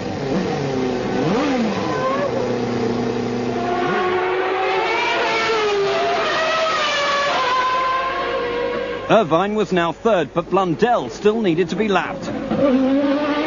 Half distance and with a lead of nearly a lap over second-placed Herbert, Hill made his second scheduled stop. There were problems, but he was safe. Lap 61, the end of the road for Irvine. A recurring pneumatic valve problem with the Peugeot V10. Now Parnis took over the dreaded third place in the Ligier, but it wouldn't last as Herbert ahead slowed and retired. Parnis had crept into second and relative safety. For Johnny, gone was a potential third place in the championship.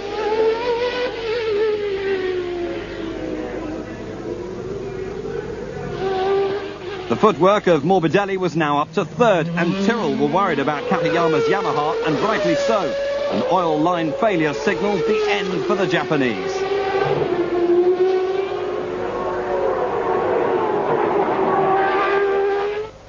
With 5 laps to go, Parnis was in trouble, the Mugen billowing smoke. The odds touch and go.